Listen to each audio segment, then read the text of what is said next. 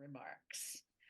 Welcome to the June 25th, 2024 meeting of the Planning Board. First, we'll take a roll call to introduce board members and staff. We have Phil Giordano. Here. Sean Weller. Here. Kate Nee. Here. Josh Ames. Here. And I'm Ellen Rawlings. I'm here. We also have Elijah Romulus, who is our town planner. We have Jessica Cole, who is our recording secretary, and Evan Cardamino from Westwood Media Center. Thank you, everyone, for being here. The meeting is recorded by Westwood Media Center and broadcast live on local cable television Comcast Channel 6 and Verizon Channel 42. Meetings are also live on the Westwood Media Center's YouTube channel. If you're interested in joining the meeting via Zoom, you can find the login directions in the Planning Board meeting notice that is posted to the calendar section of the town's webpage at https://www.townhall.westwood.ma.us/. We will begin the meeting with only the board members and staff unmuted and on video. As the chair recognizes individuals to speak, we will unmute them. Board members may choose to mute themselves when they are not speaking in order to minimize background noise. Sorry about that. My landline's going off. For applications, the chair will first invite the applicants to address the board and give a presentation summarizing what is being requested. Board members receive the application materials prior to the meeting and will have reviewed them. Board members may ask questions during and following the presentation. Staff and outside experts will provide comments to the board. If the issue includes a public hearing, the board will then proceed to the public comment portion of the public hearing and will restate the instructions. In this remote meeting format, residents and guests may participate in several ways. Attendees should raise their hand and wait to be unmuted and recognized to speak over the Zoom meeting application or from a telephone dial-up. We will be able to hear you but not see you. Additionally, excuse me one second. Okay, sounds like that turned off. Additionally, comments may be submitted by email or regular mail prior to the meeting. When we come to that part of the meeting, I will remind everyone of the process. Following the public comment portion, the board will deliberate and make a decision or continue the hearing to a specific future date. All remote meetings require that votes be taken by roll call. When a motion and a second has been made, the chair will ask if there is any further discussion before proceeding to a roll call vote and will then restate the results of the vote. Sorry about that. We rarely get calls on the landline and it's always spam. And they always called at dinner time. Okay. Elijah, do we have any changes to the agenda this evening? Yes. So agenda item 3 will actually, it was actually placed as a placeholder in the event that the applicant did submit a complete application. However, that did not happen. So at least for item number 3 regarding the modification of the open space residential development subdivision environmental impact design review approval at Morgan Farm Estates, 9 Appleseed Lane, that item is to be removed from the agenda. Okay. Would that affect item number 4 as well? They seem to be kind of related. There is a specific action to be taken for item number 4. Okay, perfect. So is that sufficient to remove it, or do we have to vote to remove or continue it, or are we good? No need to vote. All right, great, thank you. All right, with that in mind, we will proceed with item number 1, which is 78 Fox Hill Street. Consideration of proposed approval not required A&R plan for 78 Fox Hill Street, continued from 6/4/24. Do we have members of the applicant's team or anyone representing them here this evening? I do not believe someone from the applicant team is there. However, I can update the board if you would like, Chair. Thank you.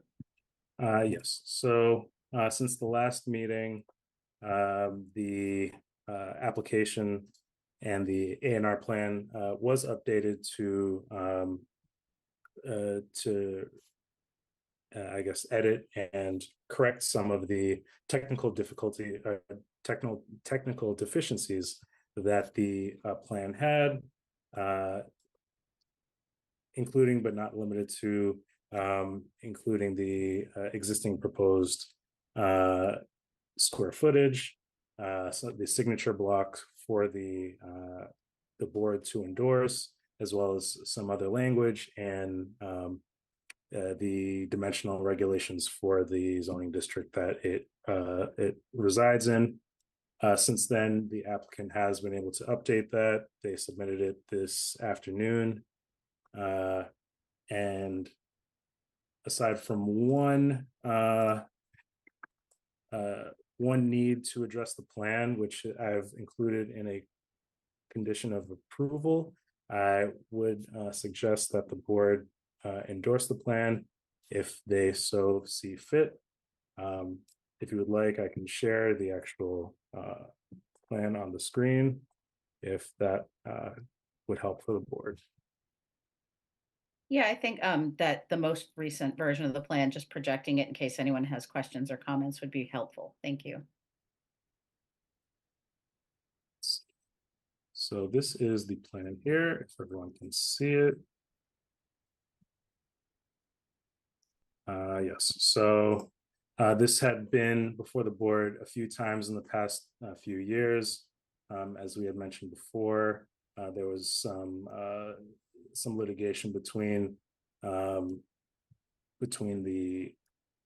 previous homeowner and the current homeowner. So the previous homeowner of 32 Farm Lane and the current homeowner of 78 Fox Hill Street. That has since been resolved between the two, and the final piece was to make sure that the A&R plan in fact showed that this portion right here would be identified as a non-buildable lot and further conveyed to 32 Farm Lane. Great, thank you. And if I understood correctly, the condition that you suggested would just require that before we sign the Mylar, that note about that the lot line will be abandoned once that piece is conveyed, and that's kind of the last missing piece, yes? That's correct. So this lot line kind of right here, that's marked by the 80.13 feet, 79.31 feet. Yeah, so that area right there would then be removed and conveyed to 32 Farm Lane. Perfect. Thank you. Any questions or comments from board members? I'm looking for raised hands. Not seeing any. If no board members have questions or comments, any further questions or comments from staff? No. Not seeing anything there either. Then I would entertain a motion if someone's ready to make one. I can do it. I think I have the one from email. So I, Sean Weller, move that the planning board find the approval not required application for 78 Fox Hill Street dated June 24th, 2024, in which the planning board voted not to endorse on June 4th, 2024, to now be complete, and that the board vote to endorse the submitted plan as not requiring approval under the subdivision control laws, subject to the following condition. 1, that prior to endorsement, the A&R is revised to add a label to parcel X, which states lot line to be abandoned after conveyance of parcel X to 32 Farm Lane. Second. I have a motion and a second. Any further discussion? Seeing none, I'll take a roll call vote. Josh? Aye. Sean? Aye. Kate? Aye. Phil? Aye. I vote aye as well. The motion carries. Thank you very much. All right. And Elijah, you'll let us know at some future date when we all need to come and sign, yes? That's correct. Thank you. All right, then our second agenda item is 101 High Street, consideration of proposed approval not required A&R plan for 101 High Street, continued from 6/4/24. Yes, the applicant for this A&R plan has once again asked for a continuance as well as a waiver of the time pursuant to Mass General Law, Section 81P of Chapter 41, to continue to July 16th, if the board is so inclined. Thank you. I have no issue with that. If nobody else has an issue with that, I'm happy to entertain a motion. Can I just say so moved? No. Okay, I move that the planning board accept the applicant's waiver of time pursuant to MGL Section 81P of Chapter 41 and continue the approval not required for 101 High Street dated May 30th, 2024 to Tuesday, July 16th, 2024. Second. I have a motion and a second. Any further discussion? Seeing none, I'll take a roll call vote. Phil? Aye. Josh? Aye. Sean? Aye. Kate? Aye. I vote aye as well. The motion carries. All right, thank you. So we will discuss that in July. Next up was item number 3, which, as Elijah mentioned at the beginning of the meeting, has been removed. So we'll go right on to number 4, which is 9 Appleseed Lane, consideration of proposed approval not required A&R plan for 9 Appleseed Lane. Do we have anyone representing the applicant here this evening? I am taking a look and I don't see anything. I Okay. apologize if you hear my son in the background. But yes, so no one from the applicant team is in the waiting room. Okay. Would you like to just kind of give us a rundown on this particular piece and what our action needs to be this evening?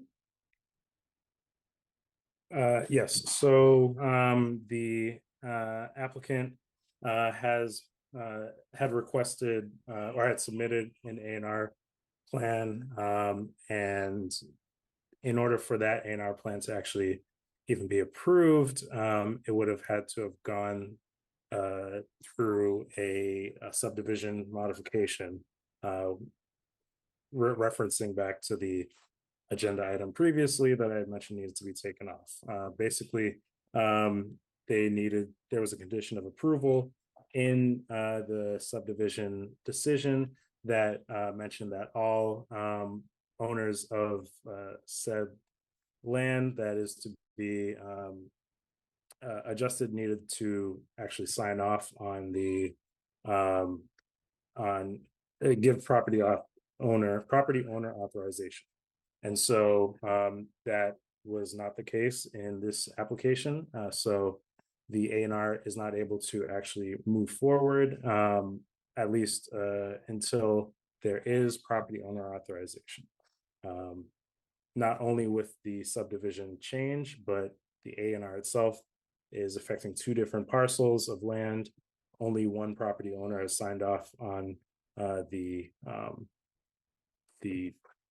changes. Thank you. That is helpful. Any questions or comments from board members? I guess I would just ask, is the recommendation tonight then to not endorse the plan, or do we continue this with some waiver of time? What's your thought? Yes, so the applicant for the A&R plan did not actually submit a waiver of time or a waiver of time and continuance. So the board, I suggest the board vote to not endorse the plan. Thank you. Yeah, they would have to authorize the waiver, right? We can't, the waiver of time, we can't do that, right? Okay, That's correct. thank you. Any other questions or comments from board members? Any additional feedback from staff? If so inclined, I can share a motion.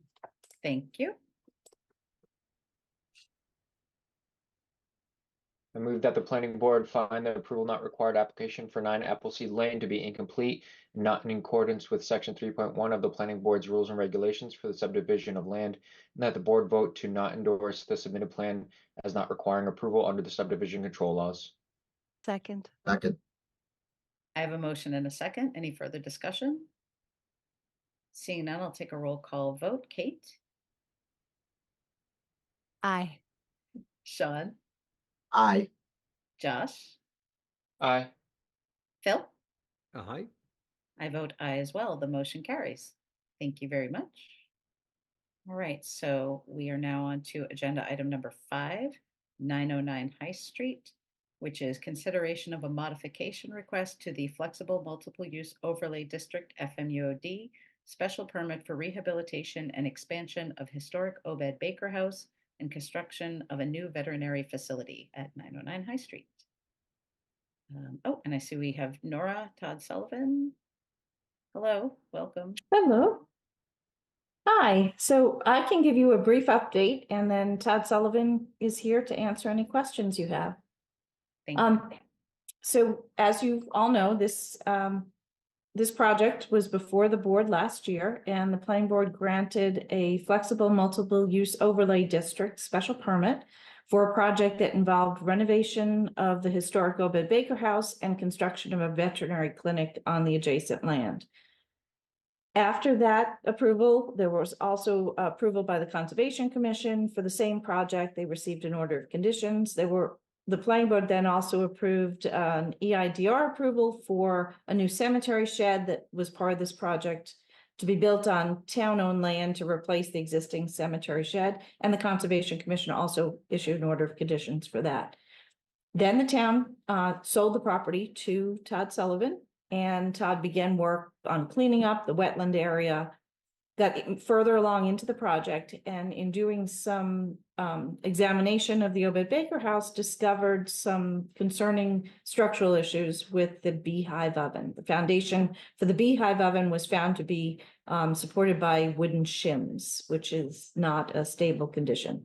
So Todd asked the building commissioner if it would be possible to demolish the beehive oven, and he was assuming that the same condition we found in the fireplace on the other side of the Obed Baker House, so he asked to demolish both.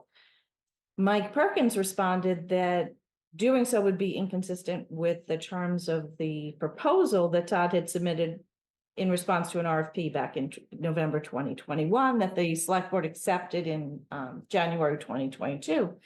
So Mike suggested that the best course of action was for Todd to prepare a modified proposal and obtain select board approval of that modified proposal. Todd did just that. He was before the select board last night with a modification that requested a number of things.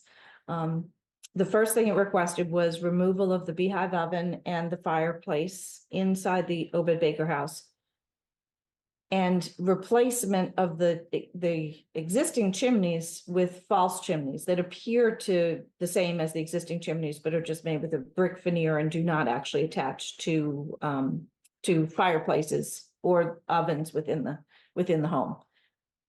This is necessary for 2 reasons, or requested for 2 reasons, and approved by the select board. Because on the one hand, Todd was concerned about the structural integrity of those 2 elements. On the other hand, he needed to provide a second means of egress for the second floor residential unit. As he worked through the project and spoke more with the building commissioner, he learned that he could not develop the second floor as an independent residential unit unless he had a second means of egress that was distant from the first means of egress. So he had revised his plans to show an interior staircase on the front left of the Obed Baker House. And doing that while keeping the fireplace and the beehive oven, even if he could fix the structural issues with them, would leave very little room in both apartments for living space. So it was a better plan for the renovation of the historic structure to remove those elements.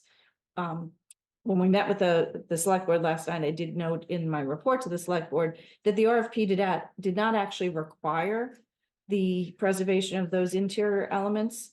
It required the preservation of the exterior only, and it encouraged the interior restoration of those facilities, but did not require it. So Todd went back to the select board last night. He requested for those items to be removed, and the select board granted that request. He also asked to revise his original proposal from 2021. That was before he went through the the planning board process because it had some other items in it that were different from the final project that the planning board approved. One of those items was the size of the Obed Baker house with its addition. The original proposal that went to the select board showed the original showed the proposal at that time was to increase the size of the Obed Baker house to about 2,000 square feet. By the time the planning board approved the FMUOD special permit, the size of the new structure with the addition, the old structure with the addition, was actually closer to 2,600 square feet. So Todd updated the proposal for that correct number. Similarly, on the veterinary clinic building that this board approved under its FMUOD, the original proposal that went to the select board showed a 4,000 square foot building. By the time it got through this board and the Conservation Commission, it was actually over 5,700 square feet. It included a second story. So Todd updated the proposal to make those changes. Then there was another issue that came up, and that's the use of that veterinary building. Over the course of this project, sometime after Todd took ownership of the property, the gentleman who was planning to construct the veterinary clinic or operate the veterinary clinic for his son to use walked away from the project. There was a disagreement in terms, and he decided that the project was not economically feasible, and he walked away from it. So Todd and his realtor, Bradley Sullivan, have been searching for a new veterinary user to take over the building. They've had a little bit more difficulty finding another veterinary user, but they have had talks with other users, including a dentist and a hair salon owner. And they asked the select board to enlarge the types of uses that would be permitted under the proposal to include any office of a healthcare professional and any personal service establishment, obviously subject to FMUOD approval by the planning board. So Todd is now here tonight to ask for an expansion of the uses of the veterinary clinic to allow for this very specific uses of a dentist office and or hair salon if a veterinary clinic is not located to take over the building. He's also asking for the board to consider an additional condition being added to this special permit to allow for administrative review and approval of a change of use if a different proposed use is found that is both consistent with the healthcare, office of a healthcare professional, or personal service use that was allowed by the select board, but that has the same parking and traffic concerns as you already reviewed for the veterinary clinic. So in other words, if, say, instead of a hair salon, there was a proposal for a med spa, or I don't know, another personal service use might be a personal trainer's office, something along those lines. If they could demonstrate to the town planner that the parking needs and the traffic concerns related to that use was no greater than you've already reviewed and approved for the veterinary use, then Todd is asking the planning board to allow for administrative approval for that. The reason for that request is so that this can move quickly. If another user is identified, either to purchase the commercial building or to lease it, that Todd and Bradley have the ability to enter a lease or a purchase and sales agreement without the time to come back to the planning board to further receive approval for that. There was also discussion at the select board last night about the terms of the sale. The original RFP had a requirement that the minimum bid be $150,000 or $8 per square foot. Todd put in his proposal for $320,000, and that was accepted. That proposal back in November 21 presumed Todd would be accepting 40,000 square feet of land. The sale actually involved 65,887 square feet of land. And so at that rate, the sale price was less than $8 a square feet. So Todd asked the Board of select board to recognize that and nonetheless accept the proposal for the $350,000 received. They did that. And they also acknowledged two things: that Todd is offering back to the town the wetland area of the property, which amounts to 15,500 square feet. And he's also offering a donation to the town's Aid for the Elderly Foundation. So with those two additional offers, the select board found that the project was still valuable to the town, and they granted the request for modifications. So that's a very long-winded explanation of everything that's changed since this was before you in the past. What you're being asked to do today is to consider those changes that affect your special permit. And the changes that affect the special permit are the elimination of the beehive oven and the fireplace and the replacement with the 2 chimneys. And then the change to allow not only a veterinary clinic, but also to allow a dentist office and or hair salon. And thirdly, to allow administrative change of use approval if there's a similar use that doesn't have greater parking or traffic requirements. So I think that's it for my summary. And then if you have any more specific questions about the proposal, if you'd like to see the plans, Todd and Bradley are both here. Thank you. That actually really wasn't long-winded. It was pretty concise with a lot of information. So thank you for that. Okay, I would just go right ahead and open it up to board member questions and comments at this point, if anyone has anything they'd like to ask or add.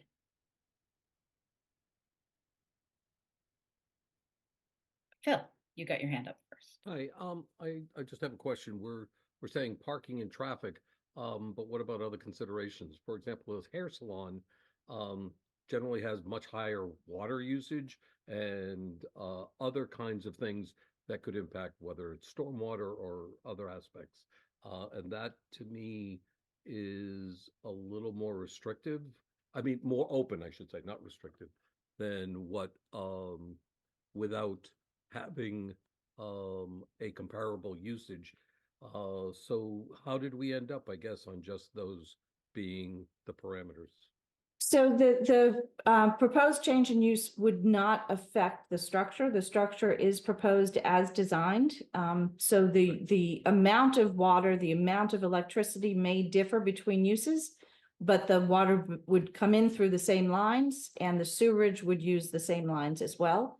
The stormwater drainage effects would be related to the building and not to the use. So those would not change. So while there may be increased water usage, there may be increased sewerage, there would not be increased drainage. The drainage would be the same because the building is the same. It displaces the same amount of water. It has the same landscaping, the same, the roof structure and the same infiltration plans. So nothing related to the site would change, but you're right. A different use could affect water brought into the building and sewerage sent out of the building.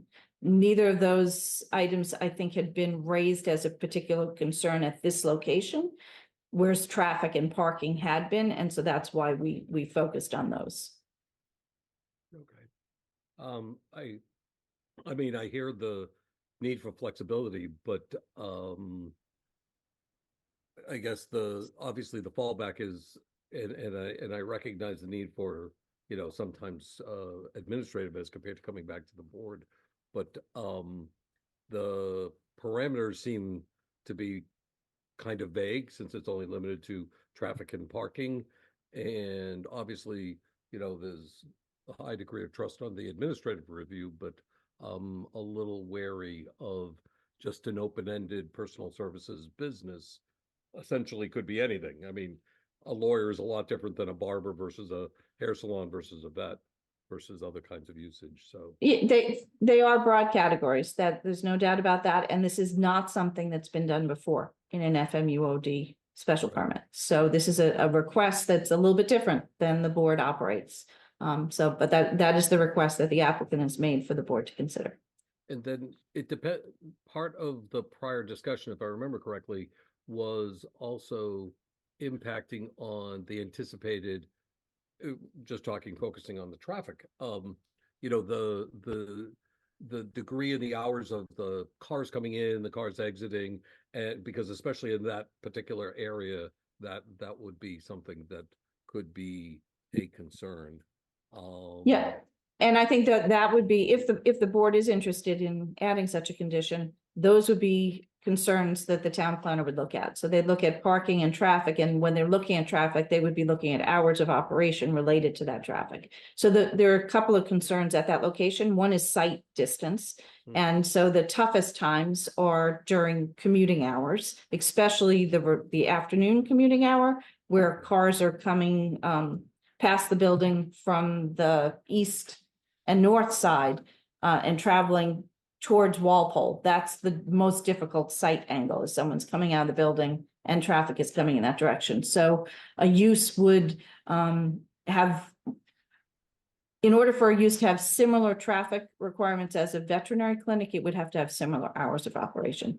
The other area that's concerning with traffic has to do with the cemetery use. So something that has early morning hours that coincide with the greatest use of the cemetery would also be a concern. And so that was another reason why when the select board first issued the RFP and accepted the proposal for a veterinary use, and now they've expanded that to allow greater uses, but their concern was always that the property be used in a manner that doesn't have a negative impact on the cemetery, on the adjacent commercial uses, and doesn't cause a danger to people coming in and out of the site drive. So I think those would be the same concerns that would be looked at, whether it comes back to the planning board for further review on a change of use, or whether the planning board grants that authority to the town planner. Either way, those are the types of concerns that would have to be addressed with any use that has not yet been contemplated. So are we saying just simply a personal services business as compared to, because I remember one of the other issues was disposal and biohazards and some other issues. And I know that, I mean, I just generally know in terms of, if it's one thing if you have an accountant or, office supplies and whatnot, as compared to others which may be health related, whether it's, laboratory, other kinds of issues that are health that might have disposal issues, I guess, is the. So similar to a veterinary clinic, which has medical disposal needs, any other office of a healthcare professional would probably have very similar needs. And so those that is a use that the select board has broadened to allow, not just a veterinary clinic, but any office of a healthcare professional as well. Those would be similar uses. A personal service establishment, depending on what it is, may or may not have similar concerns. For instance, a hair salon, which is the specific proposal that's being requested tonight, probably does not. They have, they have shampoos and items of that nature, but no inherently hazardous materials on site. Tattoo artist could be a personal services. Med spa might have some more materials that are closer to a doctor's office. So it all depends on the specific use. I think that whether it comes back to the planning board, if there's a need for a different use, or whether you grant that as administrative approval, you could make those requirements that whoever is reviewing it has to review potential hazardous materials or just in general waste disposal. And if anything is different from what you've already approved and what you're being asked to modify tonight, anything that's more stringent, more intense, would have to have new conditions imposed. Okay. That's it for the moment for me. I might have more. All right, thank you, Phil. Any other board members with questions or comments? I'm looking for hands. Sean. Thanks. I going a slightly different direction than the use cases, and I have maybe a few thoughts there, but also still trying to collect my thoughts there. Just maybe one condition I'd put on the chimney side is that the type of brick and then any mortar used, try to match as much as possible the whatever the historic case is. I'm okay as long as it's visually from the outside looks consistent with the historic nature of the building. And I don't know what the exact conditions could be there, if we could ask for either water struck or hand molded bricks and some kind of a mortar that's consistent with the mortar and a method of of putting the mortar in that's consistent with the time period in which those chimneys were originally built. So you could have a specific condition that addresses those concerns and also requires a review of a sample. Can I weigh in, Laura? Am I on mute? You're not on mute. No, we could, I'll recognize you, Todd. That'd be great. Thank you. Sorry about that, Ellen. No, not at all. Sean, the chimneys as they came out of the roof when they were moved were rebuilt at that time. So the chimneys that come out of the roof now are not original. They're Okay. used with common brick from, any masonry yard today. And the plan that my architect drew said to replicate those chimneys. So we're gonna it from the view, it's gonna look the same as what you have now. So your concerns are, it's in the plan to replicate a very similar facade. Okay. I mean, I'll think on that. I think, what's there doesn't look so bad. So I'll think on it for a minute. Thanks. Thanks. Sure. Thank you. Any other board members with questions or comments? Phil? Just one quick question. Todd, what's the indications of interest with the hair salon and the dentist or the dentist? How close, what's the scope of, the discussions, and do either business appear that they're likely to, go forward?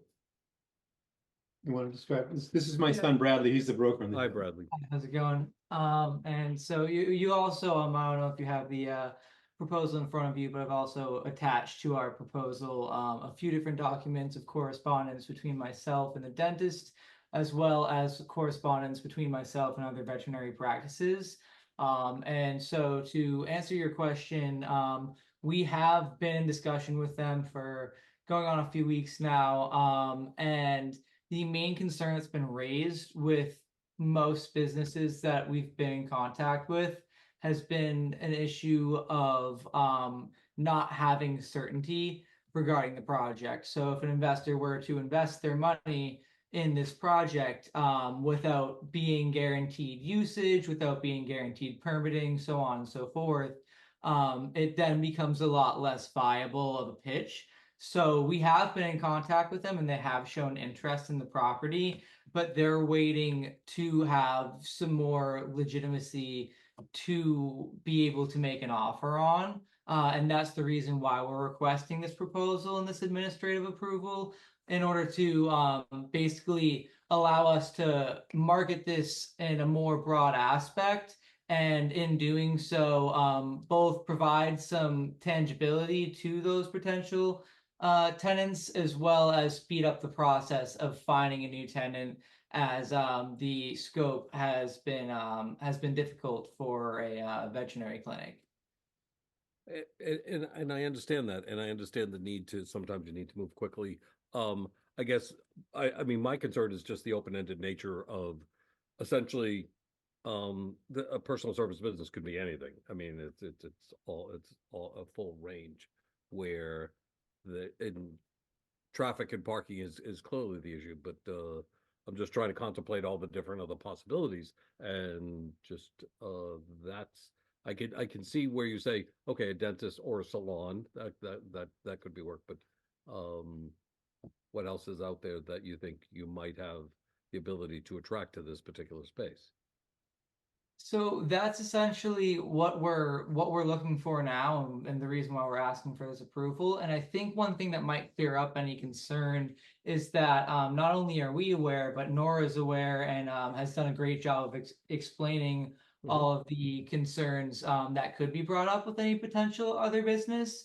And so in acknowledging her, in-depth knowledge of this project and of those concerns, we're aware that any other business that may be interested would be subject to those same restrictions. And we also are aware of said restrictions. So obviously I won't be pitching it to any business that wouldn't meet those requirements listed as parking as excess hazardous waste, so on and so forth. And if there were any new concerns that were brought up with any other potential tenants, that they would definitely be addressed before actually being granted approval. So this is more to say that we're able to show there's interest from the town to these other potential tenants than it is to say that they're guaranteed allowed to be there. They still would be subject to that same approval and those same restrictions that any other business would be subject to. Well, but it's an administrative review as compared to coming back to the board, is what you're also asking. So Yeah. that's a little bit different, so. Yeah, and the only reason for that, again, is just for speed of process, because the town really is looking to get the the historic building built as soon as possible. B, have the wetlands finished. We've already started clearing the wetlands. The last step really is the slope stabilization. And then the third aspect that the town that's going to be benefiting from, with the exception of the tax value of the commercial building and the potential business value, is the new DPW shed for the cemetery, which they're currently doing works on. So again, another caveat or aspect to the reason as to why we're looking to find ways to move forward more quickly with our diligence process, is in order to be able to start providing that value to the town tangibly sooner rather than later. As well as there's a restriction that I don't know if it's been brought up yet or not, but was brought up in the select board meeting last night, of new laws regarding what is it? Is it HERS rater? the HERS rating laws?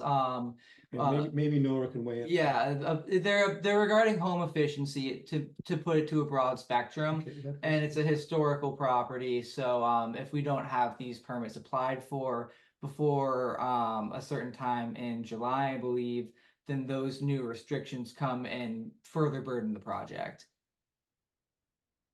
Okay, And Nora, I believe she could probably expand on those issues and concerns as far as the new energy laws. Yeah, so there's a concern specifically related to the Obed Baker house, not to the commercial building.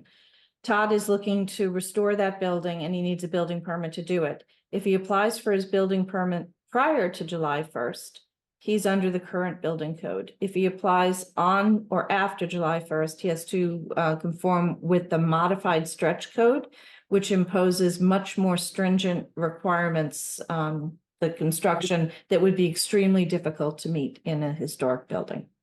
So the interest and the reason he went to the select board last night and he's before you tonight is an attempt to bring the proposal into conformance with both the select board approval and the planning board approval, so that he can apply for his building permit to begin renovation of the Obed Baker house.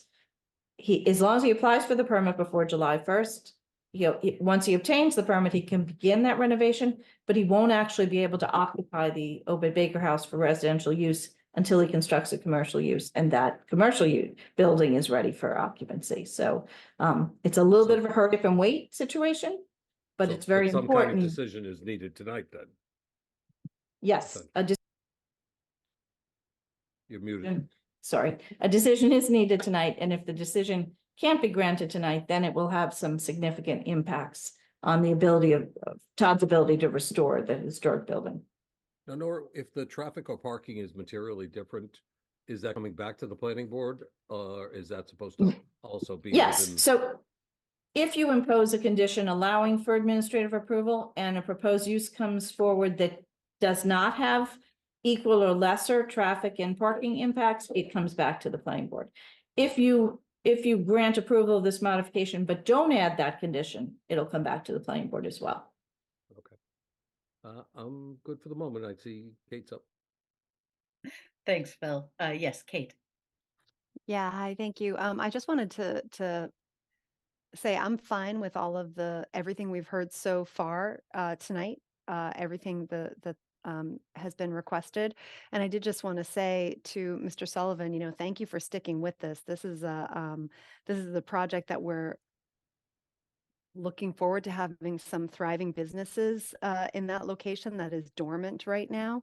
And thank you for sticking with this process. And I'm sorry that your original vision with that partner didn't work out. So I know that that can be disheartening. And when one person walks away, it can be really easy for other people to settle in some way. And it doesn't sound to me like you're settling here.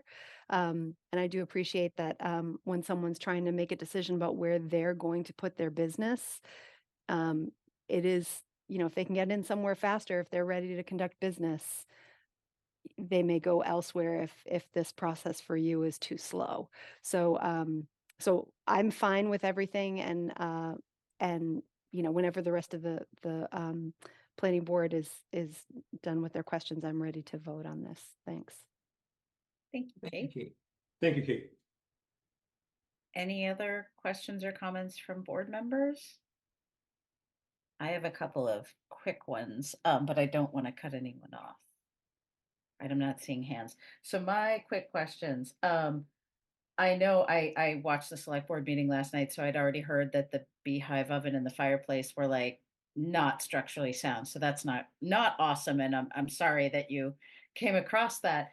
My question was purely: is there a way to maybe save part of it and donate it to the historical society, like a mantle or something? If there's anything that's still original, that's historically significant, instead of just throwing it on the scrap heap, if they would take it, I would be interested. Not a requirement, just kind of an ask. If there's, you know, something, a brick or two or whatever. I don't know if you've already spoken to them or if they have any interest.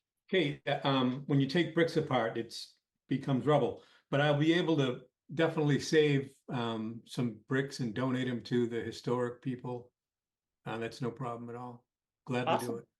Yeah, that if they want them, I think it would be cool to just add it to the collection at the Fisher School, but again, not a requirement. I also had a question about like lists of hazardous materials, because I know we talked about that a lot with the vet office. And on the one hand, if it's no longer a veterinary practice, even if it's a doctor's office or something, we won't have the issue of like animals potentially voiding that close to the wetlands outside. So that kind of removes that factor, which to me is a positive.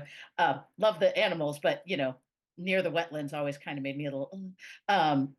So yeah, I would just be interested in whatever you propose. And I was actually thinking a hair salon might have stuff like that, because I know some of the chemical processes, I don't know. But I'd be interested in making sure whatever you submit to the town planner includes that list for review. And I guess my only other question, I think I definitely have concerns about the traffic and the parking, as I think we all do, because that's a really tricky spot. But I think Todd shares those concerns, as does Elijah. So I'm less concerned with leaving this to administrative approval, given who the applicant is and who will be reviewing it. So I feel okay about that. I guess the one thing I would ask, and this is probably more of an Elijah question, would it be possible to do administrative approval, but circulate the materials to the board for comment prior to, not, is that something that we could do if anyone had a question or a suggestion prior to you giving that approval? For sure, that's definitely a possibility.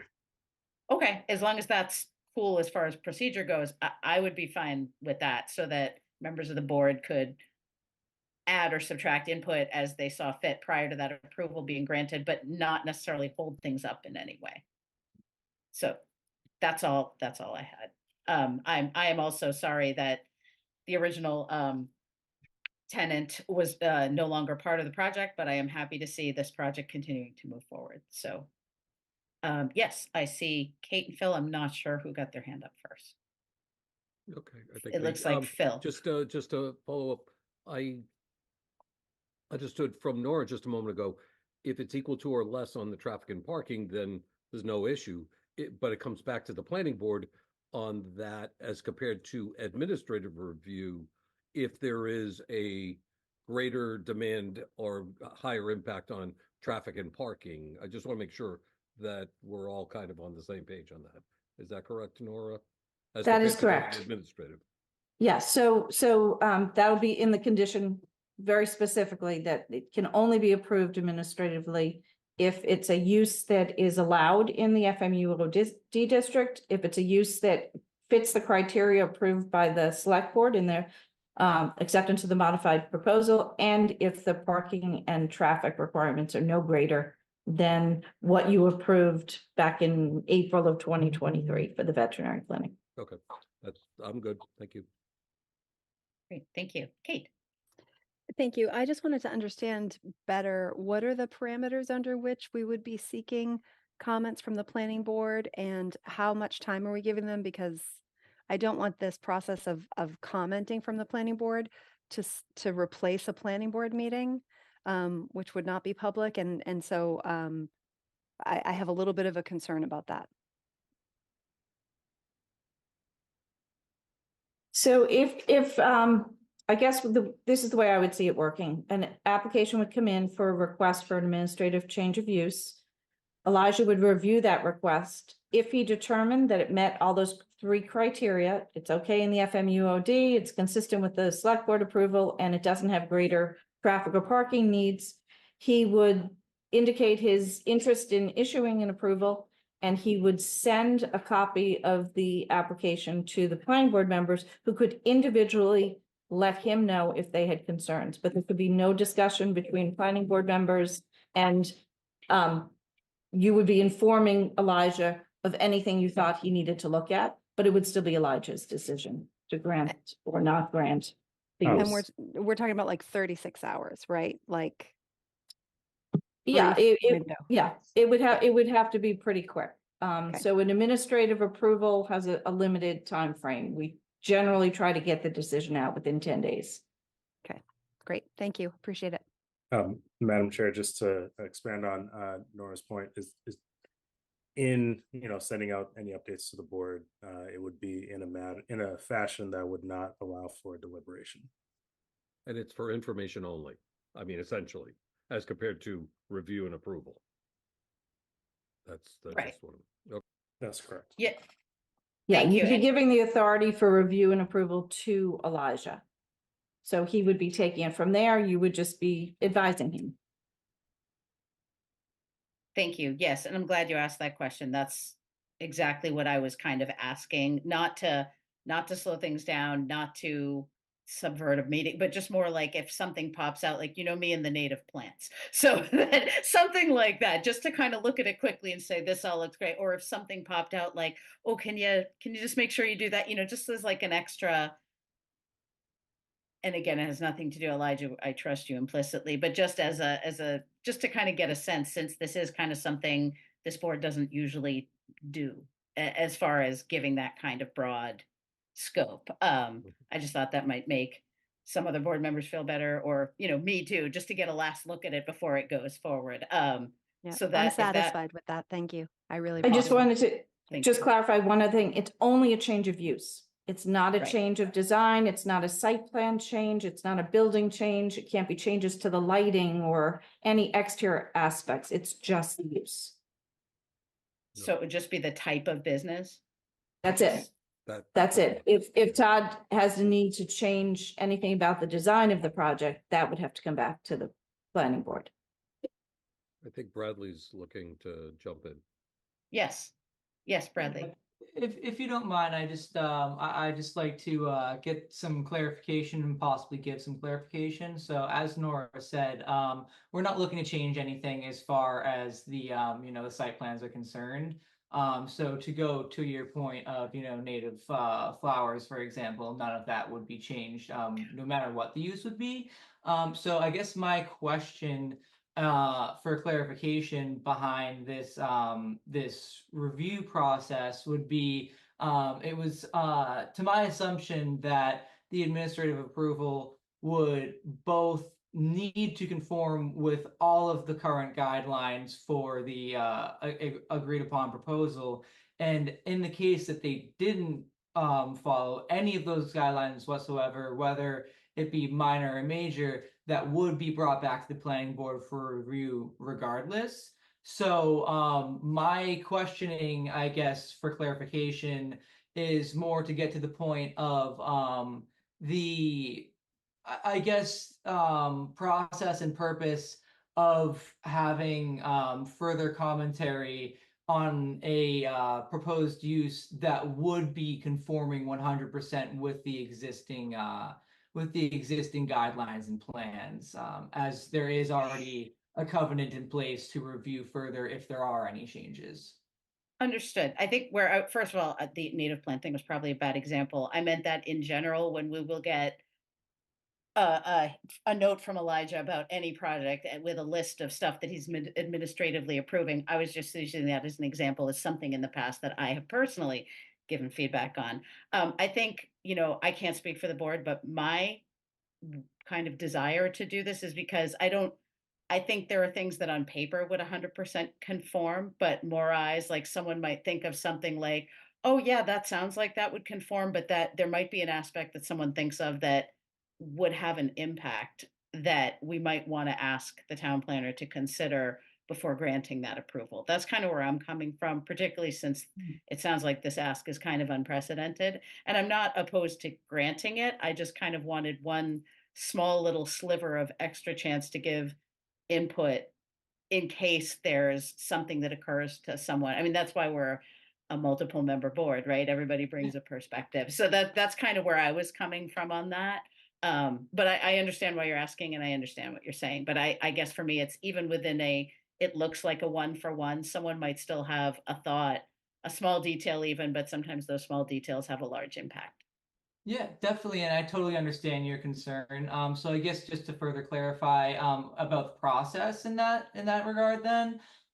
So in the case that there is a comment brought up, for example, and as Nora stated, I believe it's somewhere in the scope of 36 hours for approval.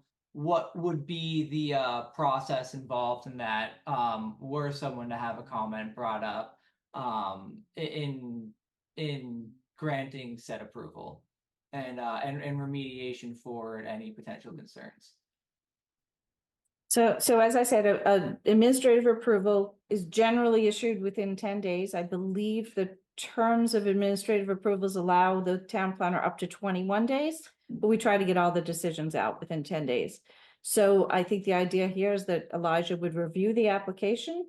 When he felt he was ready to issue a decision, maybe after 3 or 4 days, he would send it to the planning board members and they would have an opportunity to comment before he wrote that decision, as long as they commented, say, within 2 days or a day and a half, whatever amount of time Elijah would give. And his goal would still be to try and get a decision out within 10 days, which is much quicker than could be accommodated if he had to get on an agenda and get back before the board. Yeah, That sounds fair enough. yeah, definitely. Excellent. Thank you. And thank you for your questions. No, thank you for your answers. Of course. Elijah, yes. Just in keeping time, letting you know that it is 8 p.m. We've reached the 1 hour mark. Excellent. Thank you very much. One of Elijah's other hats is keeping us aware of the time and on track. So with that in mind, are there any other questions or comments from board members? Any other questions or comments from staff members? Sean, yes. I just had some time to think on all of this now, and I think first I'm comfortable with the administrative review here. I know Todd, you all will do the right thing, and I think I'm comfortable with the conditions as we've discussed them around, making sure the traffic's consistent and come back if things need to change. But I would just want to signal from my end that I'm excited, like Kate and many others on this board, to see this move forward and get us something interesting in that space, and hope we can give you the flexibility you need to get something that will be really good for the town. And then my second comment would be, after some thought, I would want to add a condition to this, if the other board members are amenable, just around the type of brick to be used for the chimney veneers. Just a condition that the town planner review some samples, and I have that written out and I emailed it to Elijah as well, but I'm happy to talk about that once we get to the actual motion itself. Thank you. Okay. Unless any other board members or staff has comments or feedback? Just one more comment. I just want to just clarify the procedure so everyone's aware of it. So there were 3 steps necessary in order for Todd to complete a building permit application before July 1st. The first step was getting modification approval from the select board. That's been accomplished. The second step is getting a modification of the special permit from the planning board tonight. Assuming you do vote in favor of that, there is still one more step that would have to be done before the application could be accepted, the building permit application. And that's, there's a historic declaration of historic covenants that would have to be signed and recorded with the registry. So that's the last step, and a building permit cannot be accepted as complete until that's been done. So I just want to make sure we're all on the same page there. Is that by us, Nora, or is that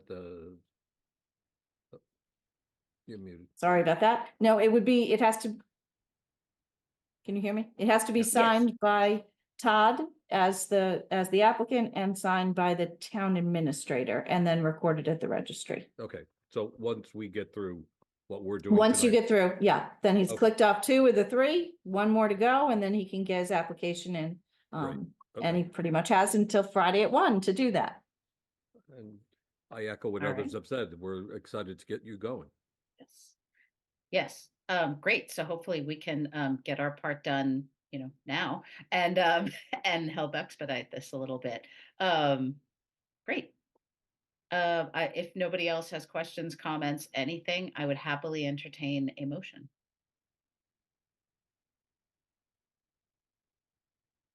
I'm currently updating the list, but let me share right now. Thank you. I'm updating the comment that Sean had made. Liza, could you just zoom in just a bit when you're done? Yes.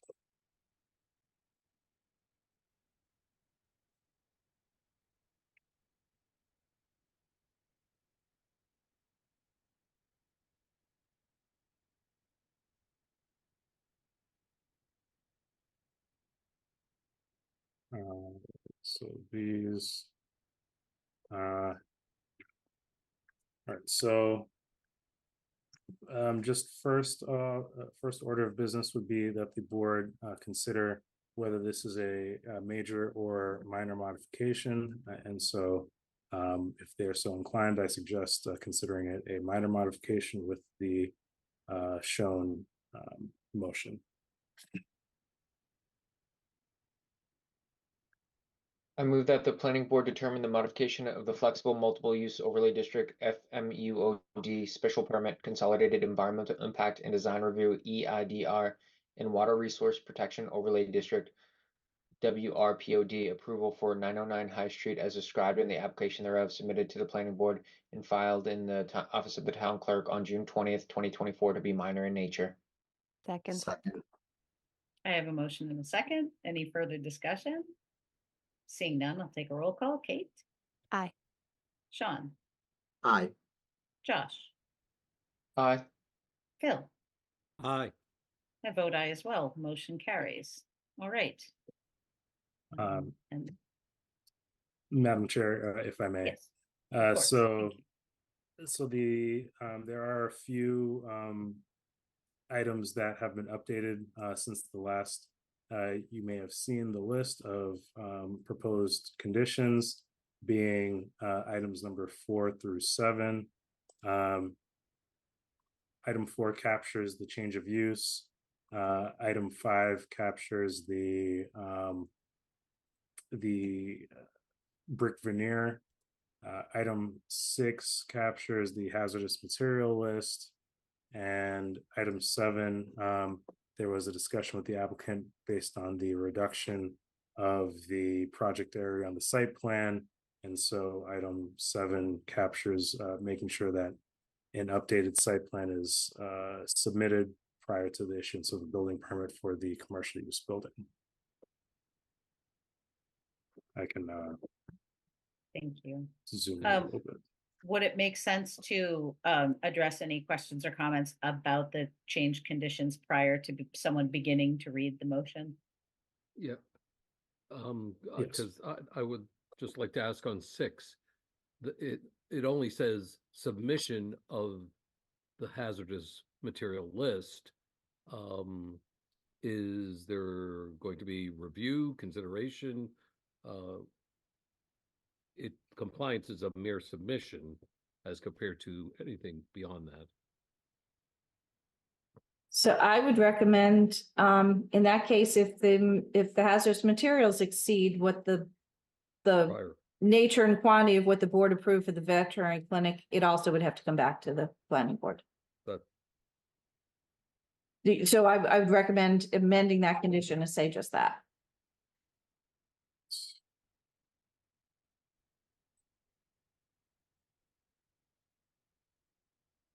Nora, is something like that better placed as another sub number under item 4? So like A, B, C, and then a D, or are those kind of two separate things?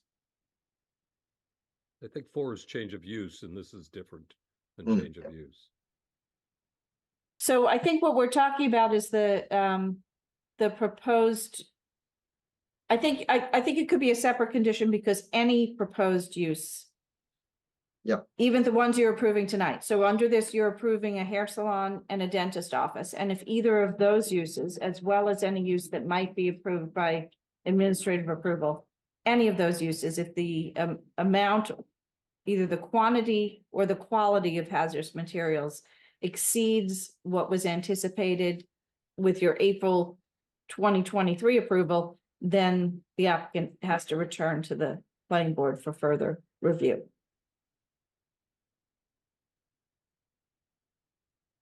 And part of this discussion was largely around the fact that it's in the water resource overlay district, correct?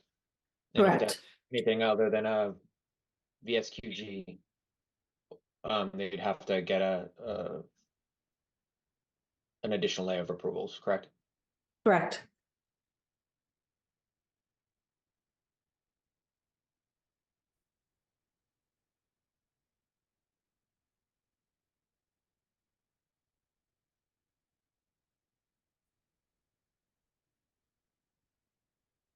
April meeting was April.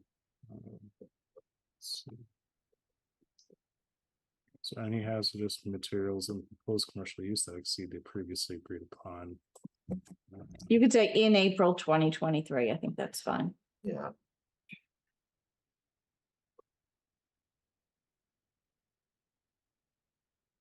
Then the applicant shall return to the planning board and request a modification of this special permit.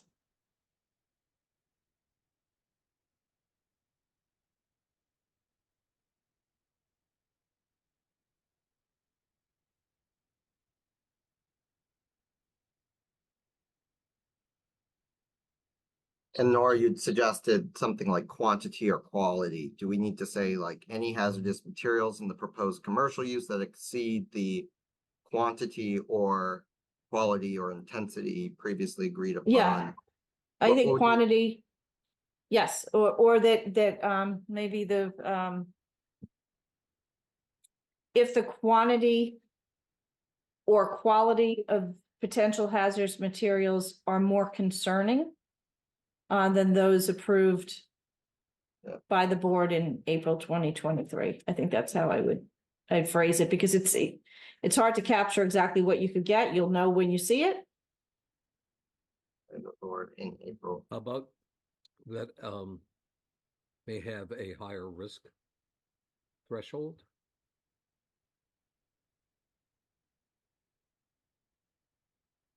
I'm not sure anybody really is going to be able to speak to that with much cognition unless you're like deep in the field of hazardous waste. So I might suggest that we just use the language within the bylaws that identify that it's approved if it's a VSQ, if it's a very small quantity generator, right? Or is it small quantity generator?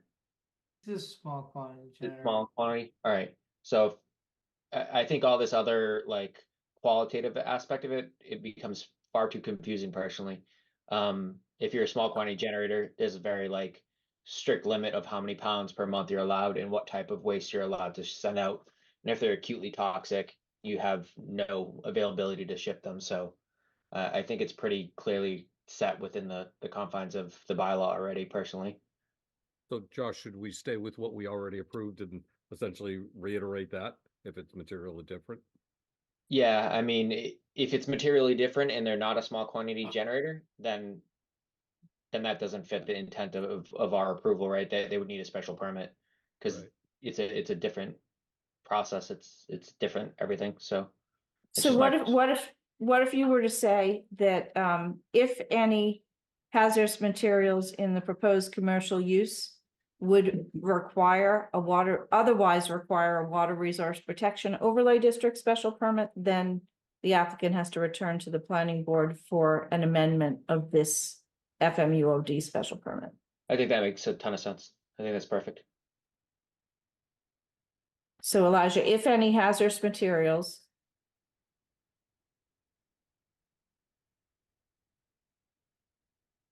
in the proposed commercial use would otherwise require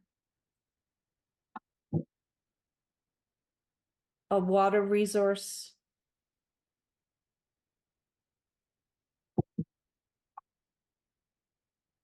protection overlay district special permit, then the applicant shall return to the planning board to request an amendment of this FMUOD special permit.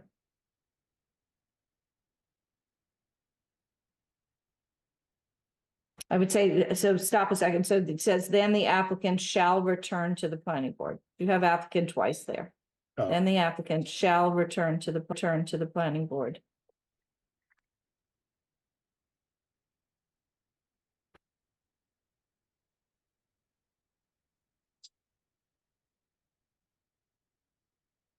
To request an amendment of this FMUOD special permit.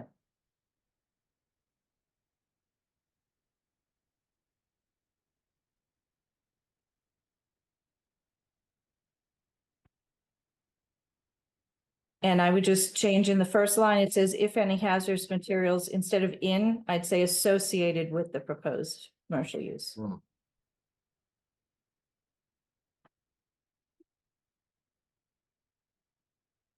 How's that?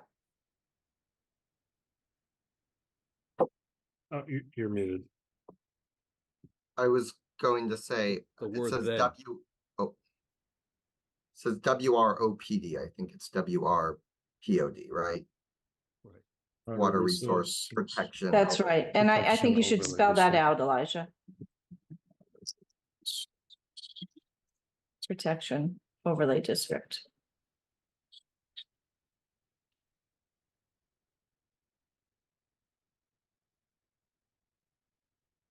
And on that line, Elijah, after the word special permit, it's THEN as compared to THAN.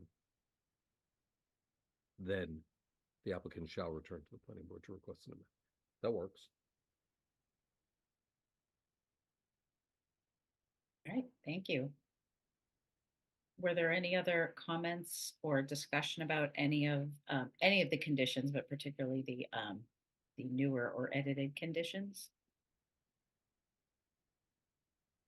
Sean. Thinking on number 4, is there any concern from board members about hours of operation? We discussed that a little bit in our earlier discussion, beyond just sort of parking requirements and traffic generation writ large. That's a good point. Yeah, I don't think it would be a bad idea to include that, since we did discuss it and Nora pointed out things about like cemetery use and whatnot. So I'm good with including that if other board members would like to add that. Sorry, does that mean we're envisioning a business use that would have different hours than the ones we'd already discussed previously with? Is that what we're? But isn't I that think the the whole point concern is if a proposed use is considered for administrative use and has different hours than a vet or a dentist office or a hair salon might have. I can't think of anything off the top of my head, but maybe there's some type of a use that would have more nighttime hours that the board might consider concerning. Although I will say daytime hours are the most difficult from a traffic perspective. But isn't that the reason that we're going administrative review on this as compared to imposing additional conditions? I mean, I mean, I don't know if a hair salon has that, materially different hours as compared to the vet or the dentist, but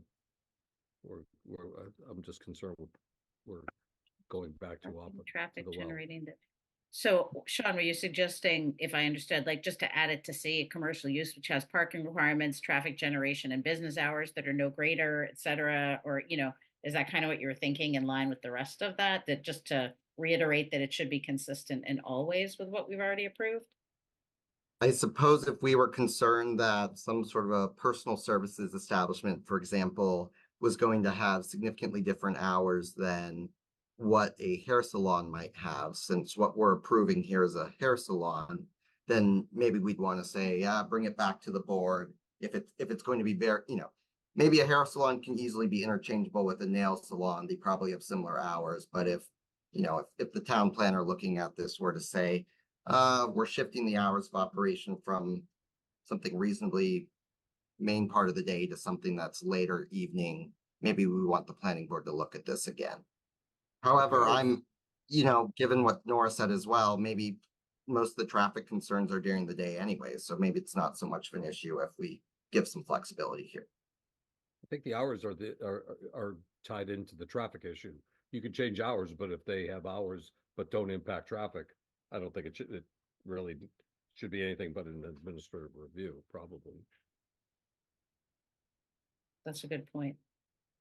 I'm okay either way if board members feel strongly one way or another, I included. think I'm comfortable with it as is then. Okay, all right. Anybody else? Anybody else have any comments or questions about any of the conditions? It appeared that Mr. Sullivan might have had something to say. Mr. Sullivan, did you want to chime in about something? It seems as though it's been resolved. I was just going to concur with Nora on the fact that that this is something that is part of the administrative approval process. This is something that we already have a condition for review from the planning board for, and this is a traffic concern that mainly occurs during the hours of approved operation. So expanding the hours to a later time of night, for example, would be actually less of a concern than what's currently approved. So I just, at this point, I'm concurring with what everyone said. Thank you. And thank you, Josh. I did not see that. My screen is not showing everybody, so thank you for catching me. Yeah, and one other point of clarification, it sounded, Mr. Sullivan, like you said that it was a small quantity generator was allowed. It is VSQG. Okay. My apologies. I don't have the prior RFP in front of me. I just didn't want you to go ahead with any other evaluations and get that wrong and then come back to us. So it is Definitely. And I do have all of the documentation that's all been recorded both in hard copy and in digital copy form. So before I make any proposals to anyone, then I'll definitely have all the conditions reviewed. Thank you. Any other comments or questions or discussion on the conditions? I'm not seeing any other hands. I'll give it a second. If there is no more input, feedback, or discussion, I would happily entertain this motion. So I do just want to say one thing that's like a joke. So I just want to make sure that if I think it's illegal in the state to sell fireworks, but I just want to be clear that we're not looking to have fireworks be sold here from 11 p.m. to 3 a.m. So we'll expect that some good judgment is used when it comes to change of use. So I just wanted to throw that out there. Please, no fireworks. Make sure you comment when you get your comment from Elijah. Right. Yes. Exactly. Not from 11 p.m. to 3 a.m. Okay. I did just get a mailer for an advertisement of fireworks in New Hampshire, so it is a concern. Yeah, exactly. No, but it's an interesting point that came out of this discussion that a business that had kind of later hours might actually be relief as far as some of the other concerns go. So that would be something that would be interesting to see what you are able to attract. So I'm excited to see who you bring to Westwood. And thank you, Kate. That was a good joke. Okay. I can do this one. Well, Thank you. It's a long one. I appreciate it. okay. Try not to trip over my words. I, Sean Weller, move that the planning board grant the minor modification of the flexible multiple use overlay district FMUOD special permit, consolidated environmental impact and design review EIDR, and water resource protection overlay district WRPOD approval for 909 High Street, as described in the application, therefore submitted to the planning board and filed in the office of the town clerk on June 20th, 2024, subject to the following conditions. 1, except as modified by the conditions and findings hereof, the project shall comply with the project plans and with the conditions of all prior decisions in all respects, and the applicant shall pursue completion of the project with reasonable diligence and continuity. 2, if the project or any condition imposed in this decision requires any other permit, license, or other approval from any board or commission or any agency of the town of Westwood or other regulatory agency of the Commonwealth or the federal government, the applicant shall make an appropriate application for the same and shall obtain all required approvals prior to the start of any work. If any condition of such permit, license, or other approval from any board, committee, or agency is inconsistent with this decision, the applicant shall make the application to the planning board for an amendment of this decision, and the planning board shall consider such application in accordance with the requirements of MGL Chapter 40A, Section 9, and all applicable planning board rules and regulations. 3, any proposed alterations, modifications, deletions, or changes to the FMUOD special permit, consolidated EIDR, and WRPOD approval shall be requested in writing to the town planner and building commissioner prior to implementation. Proposed alterations which are considered de minimis by the building commissioner may be accepted as a note to the file. Proposed alterations which are considered minor by the building commissioner shall require the filing of an application of modification of said approval for review by the planning board at a publicly posted planning board meeting. Proposed alterations which are determined to be major by the building commissioner or by the planning board shall be considered by the planning board as a formal amendment to the approval and will require a new public hearing before the planning board. 4, notwithstanding the above, the town planner may grant administrative EIDR approval for a change of use for the proposed commercial structure if said use is found by the town planner to be A, a commercial use permissible within the FMUOD overlay district, B, a commercial use consistent with the applicant's modified proposal in response to RFP number ECON-22-R-003, which was accepted by the Select Board on June 24th, 2024, and C, a commercial use which has parking requirements and traffic generation that are no greater than the parking requirements and traffic generation which were reported to the planning board at the time of the original special permit approval in April 2023.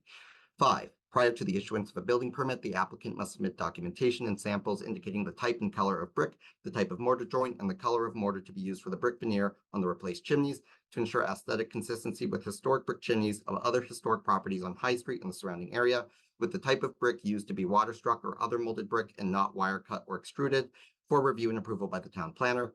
6, if any hazardous materials associated with the proposed commercial use would otherwise require a water resource protection overlay district WRPOD special permit, then the applicant shall return to the planning board to request an amendment to this FMUOD special permit. 7, prior to the issuance of a building permit for the commercial use building, the applicant must submit an updated site plan reflecting the reduction of the project area per the modified proposal in response to RFP number ECON-22-R-003, which was accepted by the Select Board on June 24th, 2024, for review and approval by the town planner. 8, a copy of this decision and the project plan shall be kept on the project site at all times during construction. Second. I have a motion and a second. Any further discussion? Seeing none, I'll take a roll call. Kate, Aye. Josh, Aye. Sean, Aye. Phil. Aye. I vote aye as well. The motion carries. Thank you. And thank you to the Sullivans as well. Good luck. Yeah, good luck on this. Yes. Thank you Thank very you. much for your time. Thank you. Thank you. Have a great night. You as well. Thank you. All right. So our next agenda item is agenda item number 6, 2020 Comprehensive Plan Implementation Updates. And we have a few reps from departments here, I believe, this evening. And should we just take them in order as they are in the agenda as far as the updates go? Yes, that's correct. All right. Looks like we have, I see people, Karen. Hey, there's Karen. Should we let everybody in for this all at once or rather than bring them in piecemeal? Yeah, sure. Let me see who's here. I'll promote first the main points of contact, and then once they come on, they can ask for any additional folks that are joining them. Perfect. And I see Karen Skinner-Catrone, who's our conservation agent. Welcome. Thank you for coming this evening. Thank you. You're welcome. Hello, everyone. Did you want me to start now or do you want to wait until Elijah lets everyone in? I think do they phase out so they wouldn't hear you? I think you're probably good to begin. So welcome and thank you for coming to share these updates with us this evening. Thank you. Yeah. I was just going to go through the major updates that the commission has been working on for the comprehensive plan implementation table. Is that okay with you? Perfect. Thank you. So the commission has recently been working on a conservation land management plan with Beta, which checks several of the boxes on the 2024 update. The commission has also been updating regulations, the stormwater regulation, stormwater management regulation, and the wetlands protection regulations, or the Westwood wetland regulations. The commission has also been busy working on a tree and plant removal guideline. The commission is requiring native plantings as a condition on all order of conditions, which checks off the box NC14. Oh, I'm sorry, no, there was a box that specifically spoke of invasive plants, so that will check that one off. The commission is also working on with the planning board of the planning department on the climate resiliency plan. So those are the major things the commission's been working on, and several of the boxes are checked by the, for example, the conservation land management plan. That hits a lot of them. I didn't know if you wanted me to go through step by step, but in the interest of time, I thought I'd just give you an update. Thank you. Yeah, Does anybody have any Elijah. questions? Yeah, that was my next question. Are we doing kind of Q&A or? Yeah, so also we had also asked the different board representatives to mention if there were any future things that are being planned or any suggestions to the board, and yeah, if the board has any questions, and to the general public that is listening, if you do go to the town website, if you go under planning division, if you find the community and economic development, planning division, and the comprehensive plan, you will be able to find a list of documents regarding the implementation updates, and they are included with all of the different boards and committees that are presented. Thank you. So did any board members have any questions for conservation or any comments?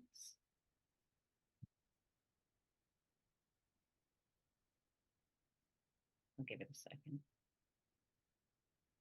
Probably should have shared the plan. I'm sorry, my portion of the plan. I'm sorry. Has everybody seen it? Does anybody want me to share that? I can share it. Awesome. I was gonna say that might be helpful just to have that up on the screen. Yeah, yeah. Yes, thank you. So here you go.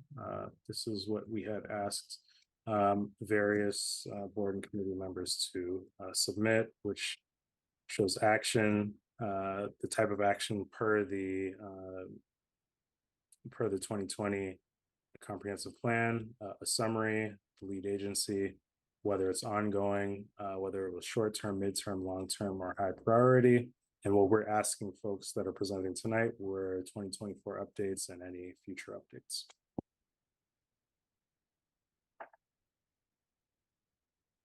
Sean, yes. Question for you, Karen, and I know I've seen some of the work of the Conservation Commission and your office up close and appreciate all that you do. There's a conservation land management plan that's under development right now. My sense is it's focused on a few of larger or more promising conservation areas in town, but it maybe does not go as far as giving very specific recommendations on, say, creating connectivity between fragmented areas or some other, land acquisition for contiguous connectivity near Lyman's Pond, etc. I'm curious if you have any sense of what the next steps would be if the town wanted to pursue a broader review of some of those types of action items, sort of that contiguous trail network conversation. Would that require an expansion of the conservation land management plan scope or something else? So we have spoken to Beta about this because there are some other areas, and you're right, most of the areas that have been chosen for this are areas that are used more by the residents, more popular maybe areas. So the commission spoke to Beta. They came into our meeting a short time ago about adding more properties to this list, and unfortunately that will cost us more money. This money was obtained through a grant. So it's possible we could get a future grant to expand the work that Beta is doing on the conservation land management plan. But it will require more money. We want to do that. Understood. Appreciate it. Mm. Thank you. Yes, Sean. I'll do one more. Again, Karen, because I've seen it a little more closely than maybe some of my fellow board members have. Can you talk a little bit more about the tree and plant removal guidelines that the Conservation Commission has pursued? In particular, I'm looking at, it's listed next to number NC14 on this implementation table. Elijah, if you go down one page, it was mentioned back in the comprehensive plan discussion of adopting a tree preservation bylaw. My understanding is the commission's work is not a bylaw so much as guidelines that have a little bit of sticking power for applicants, but maybe a step in the right direction. And it'd be, I think, good for the awareness of both my fellow board members and the general public to hear about that. Sure. So yes, the commission spent quite a bit of time over the past few months working on the conservation tree and plant removal guidelines. We previously had a very vague policy of one tree for every 450 square feet of disturbance.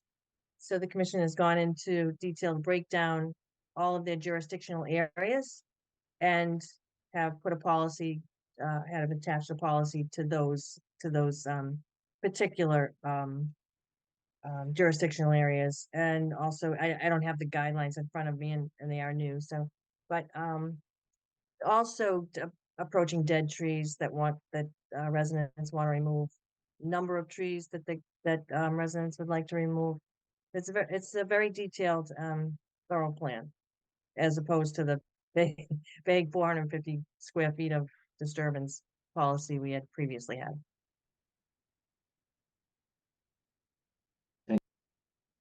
Thank you. Yeah, I actually did attend a couple of the meetings where you were talking about those guidelines. I'm very excited about them and very happy to see those rolling out. As far as a bylaw goes, Sean, that's actually, I'm glad you brought that up.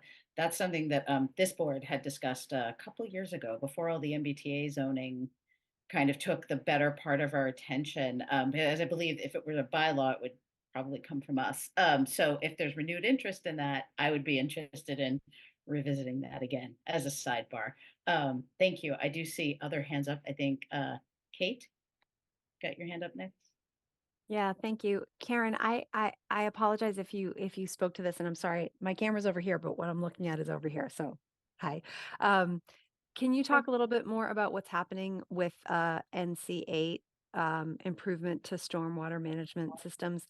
Again, I apologize if you discussed this, but can you tell me more? No apologies necessary.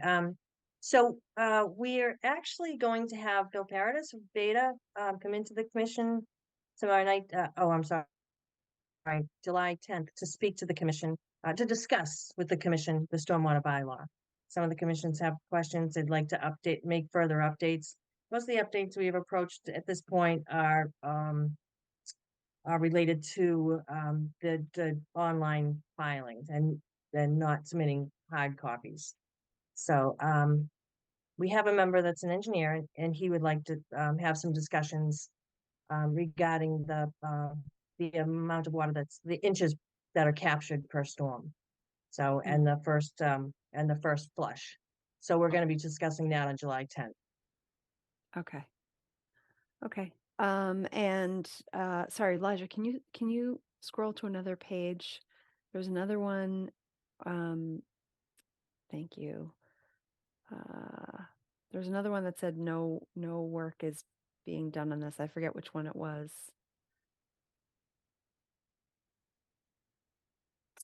Sorry, I lost it. Anyway, Was it if we keep scrolling. 29, Kate? NC 29? Was it that one? Let's see. There has no been more. Oh, no no, work. you know what? It wasn't, but actually what got me is the NC 7, ensure water quality as midterm. I wonder why that's not ongoing, that it's midterm versus ongoing. Yeah, that should be ongoing because I do work with a lot of different collaborations, other towns, groups, on the water quality issues. Yeah, I don't know if I don't know if that's from the plan that we determined when we made the plan that it would be considered midterm, or if that's something you can change now to say that it's ongoing. I can make that change. Thank you. Thank you. Thank you, Kate. Josh? Actually, touching on both of those items that the other two members just talked about. So the adoption of a tree preservation bylaw would be required to create the fund. Is that correct? Or could we define those fines in this guideline? I would think the prior would be required to actually have a bylaw to enforce these. Nor or anybody else could you give any like clarification to that? Yeah, so you need a bylaw, and then the guidelines could be used to further expand on said bylaw. Okay, yeah, that's sort of what I was thinking. So I'm in full agreement, Ellen, that like I think that's a pretty easy thing that we could take forward, especially with those tree and plant removal guidelines in place, so that this can actually be actualized. And then actually, my other comment actually around NC7, have we thought about any of the planning board's current activities associated with point source control, like the dumpsters or anything else like that, as it supports this water quality? It's not the direct work that you guys have been doing, but we all sort of look to support all of these items, and some of the things that individual boards are doing also supports us. That like, not that I want to say we all should take credit for, but it creates a better narrative and a more comprehensive story of how we're addressing some of these issues.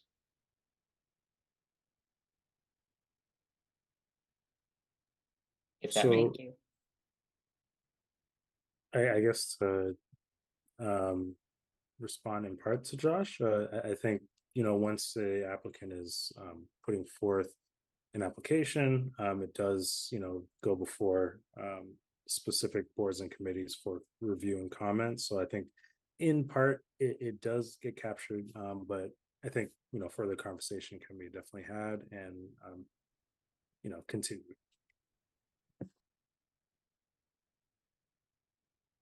Thank you. I think Phil had his hand up next, and then Kate.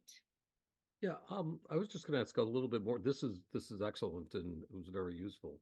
I was going to say, since you're here with, if you had a wish list and you wanted us to prioritize working with you, could you help us? What's the wish list and how would you prioritize?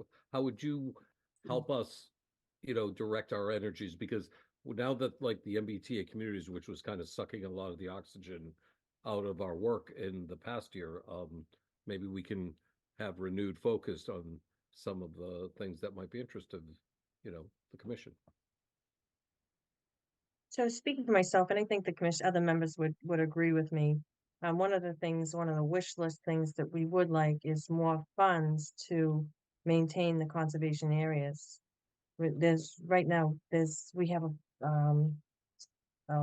line item of $2,400, which I use once a year to get rid of invasive species in different conservation areas in the town.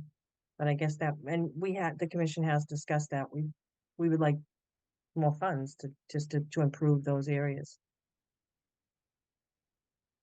Anything else that we can support you on? I think generally when I need support, the planning board is there for me, so. Okay, that's good yeah. to know. Just want to make sure that the communication and the working together is in place. Mhm. Thank you. Thank you for that. Sounds like if we can find a way to help you impose those fines, as in the tree bylaw, that would be helpful. So thank you for So that feedback. The town does have a tree fund. And we have fined people under the Wetland Protection Act, and we'd like to use these fees or this fund to buy more trees for the town, to support, to give money to DPW for more trees. I love that. Thank you. Mhm. Kate, yes. Yeah, thank you. So I did want to just support what Josh mentioned, which is, this, NC, any of these, NC 13, I'd like to see updates here. I don't know how often we'll get updates, but then include, the lead agency is conservation, but I'd like to see this line include positive changes from anybody. If the select board has changed something that impacts this line, when the planning board, changed our requirements for whatever. I'm like looking at a weird channel. Sorry, looking at a weird screen, and you guys are over here. Sorry. So, I'd like to see the 2024 future updates and 2024 updates include work done by others if it affects this line. So that's, or any line in this report. This isn't directed just at you, Karen. The other thing, I just wanted to say, I know there are, Earth Day or something, there's different groups who go to different places and do work. And, is any of this your needs for conservation committee? If we can't have money for it, can we have a day for it? Is it something that the rank and file residents like me can help, or do you need to have special knowledge to be able to do the type of work that you need done that we don't necessarily have funding for? So, Ellen, if I can speak to that. Yes. That NC 13 is very important to the commission. Invasive species is a huge problem across all towns. We put conditions to require people to remove invasive species. And we definitely encourage native plantings only. There are groups that do volunteer work. We have a few groups around town that do volunteer work and removing invasive species. The Ponset River Watershed Association has done several plant pulls at Haslam's Pond. So there are groups that do volunteer work at different days. You certainly give me a call and I'll get you on a group. Thank you. Did I see any other hands? I thought I had seen another hand. Sean, yes.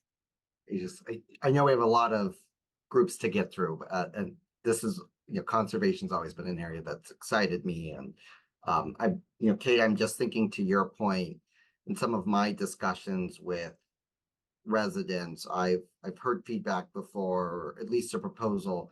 Can we get a group together to do, a big trail cleanup one day a year or something? And maybe that's in certain conservation areas that are I think very prized in town and that have a lot of foot traffic. And I think something like that would absolutely be worthwhile. I think it probably needs a ringleader, and it might need a joint effort of those who are like-minded in town, whether it's from the Conservation Commission or the Land Trust or other organizations, to think about how to make that type of thing happen, but absolutely worthwhile. And then to some of Josh's comments on water quality and stormwater management, I would hope that if the Conservation Commission chooses to pursue any updates to the stormwater bylaw itself, we may wish to channel some of that feedback in their direction, to the extent that what we're advocating for is related to and under the purview of the stormwater bylaw. And I'm no stormwater expert, I'll admit that, but I know they certainly have been starting to take some feedback on that front, and I don't know if it's something they're going to wish to pursue this year or not, but I'd want them to at least hear that feedback, however we could provide it. And maybe can I raise one final point, Ellen? Absolutely. And this might be more a question for Karen, Elijah, Nora. My understanding is that as currently set in our bylaws, I think this echoed what Josh implied, can any Conservation Commission actions right now, can any fines from those actually be used explicitly for tree planting, or do those just go into the town's general fund? So the fines for under the wetland protection and or the Westwood wetland bylaw go to the general funds. Okay. And if I'm not correct, Nora, please correct me. So that's the case for fines, but I think under your tree guidelines, Yes. could be mistaken, but I believe you directed the funds there to the tree fund. The tree guidelines does discuss the tree fund. Okay. But I Funds to guess the- I guess to Sean's point and mine as well, we're pinging off each other, but is that enforceable by putting it in a town guideline and not voting on it and creating a more enforceable, more transparent method? So I believe the tree guidelines that were recently approved have the force of a bylaw. I'm sorry, not the force of a bylaw, force of a regulation by the Conservation Commission, under which they impose penalties. I believe they have the authority to do that. And because that regulation specifically directs the use of those penalties, I think that's acceptable too. I believe our town council reviewed your guidelines. Is that correct, Karen? He did, yes. So I believe it's enforceable. You might want to run them by our finance director just to make sure she concurs with the manner of distribution of the funds. I will do that. Thank you. Did any It's a- other board? Sorry, Sorry, Madam Chair. no worries. I was gonna say, again, ping ponging back to Josh's comments, maybe at the very least, once we get more information on that, I imagine it can't hurt to put that into a bylaw if that's something we want to consider, or some other part of the town. Thank you. Yeah, we had started discussing a kind of a tree canopy preservation bylaw a couple years ago before we got consumed by MBTA zoning. And I think there was interest, but given that it's something that would need to be very well vetted, we had to table it. So it sounds like there's interest in revisiting something along those lines. So that is good. And we could partner with Conservation Commission and the Conservation Department on that as well. Excellent. Did anyone else have any questions, comments, feedback for Karen? I'm not seeing any hands raised. Thank you so much for coming. And I'm personally very excited about all the work that you've done and that you continue to do, and also personally very grateful. So thank you for your continued tenacity and diligence in helping our community thrive in that particular way. So thank you very much. You're very welcome. Thank you. Have a lovely, so everyone's all set, questions? Thank Great, you. everyone have a wonderful evening. Thank you. Thank you. You Thank too. you very Thank you. much. Take care. Thanks, Karen. All right, so the next group that we are due to hear from is Economic Development. All right. So I have a request. I think because we have someone from WEAC and someone from the Land Trust here, I'd volunteer to let them go first, since I'll be here till the end of the meeting anyhow. If you want to take those two first, and then we'll do historic preservation, economic development, and planning. Excellent. I'm amenable to that if everybody else is. Thank you. All right, so let me just go down the list then. Historical housing, next up then would be Land Trust. And I see Karen Manning.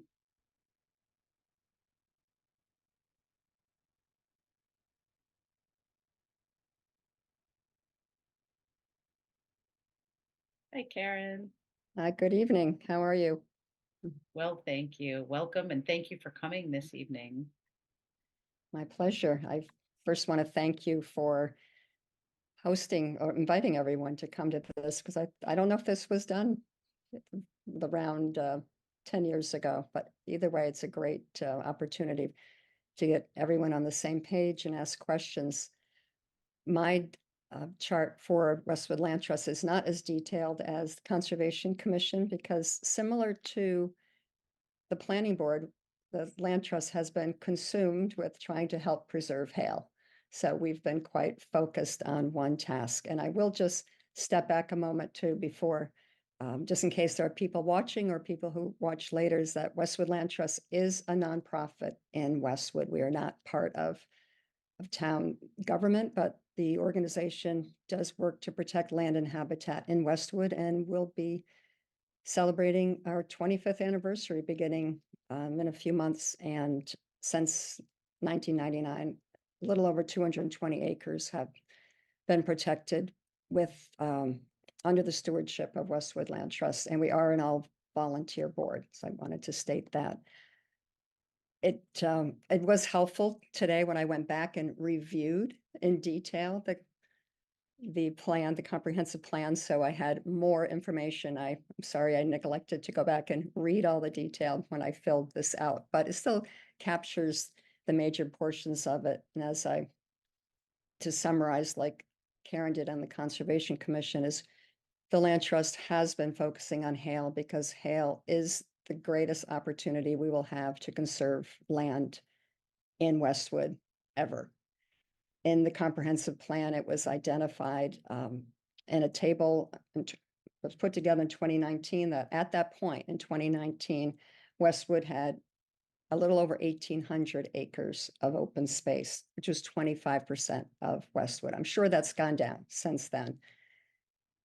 And Hale has 520 acres in Westwood. That's 7% of Westwood and 28% of Westwood's open space. And I'm quoting the comprehensive plan. That's the source of my data. And we've been using that in helping Hale with our conservation restriction. And the reason we've been so focused on this, besides the scale, the size of it with being 520 acres in Westwood, it abuts open space that's stewarded by the trustees known as NOANET, and also to Powysset and Rocky Woods. So all that area together, the 1,200 acres of Hale, it's 11 to 1,200 acres. I've used a few different numbers here. And with the contiguous property into the adjacent land, that is over 2,500 acres. So from a land trust, a land conservation, and all of these issues, many of these issues we're addressing, all of us, with respect to preserving land, habitat, climate change, resiliency. This will just help with that. So the other piece that's been so positive is that Hale has been a cooperative landowner in the sense that it wants to preserve its land. And this doesn't always happen. So you can't force someone to put a conservation restriction on their land. So we've been working on that. Hale hopes to send a conservation restriction to the state this summer for a draft review of it. The actual number of acres in Westwood is still in flux. It will depend on the amount of money raised. Right now, $33 million has been pledged. They're looking to have $38 million raised. And depending on what number they come in at, it will vary between probably 420 acres to 460 acres that's preserved.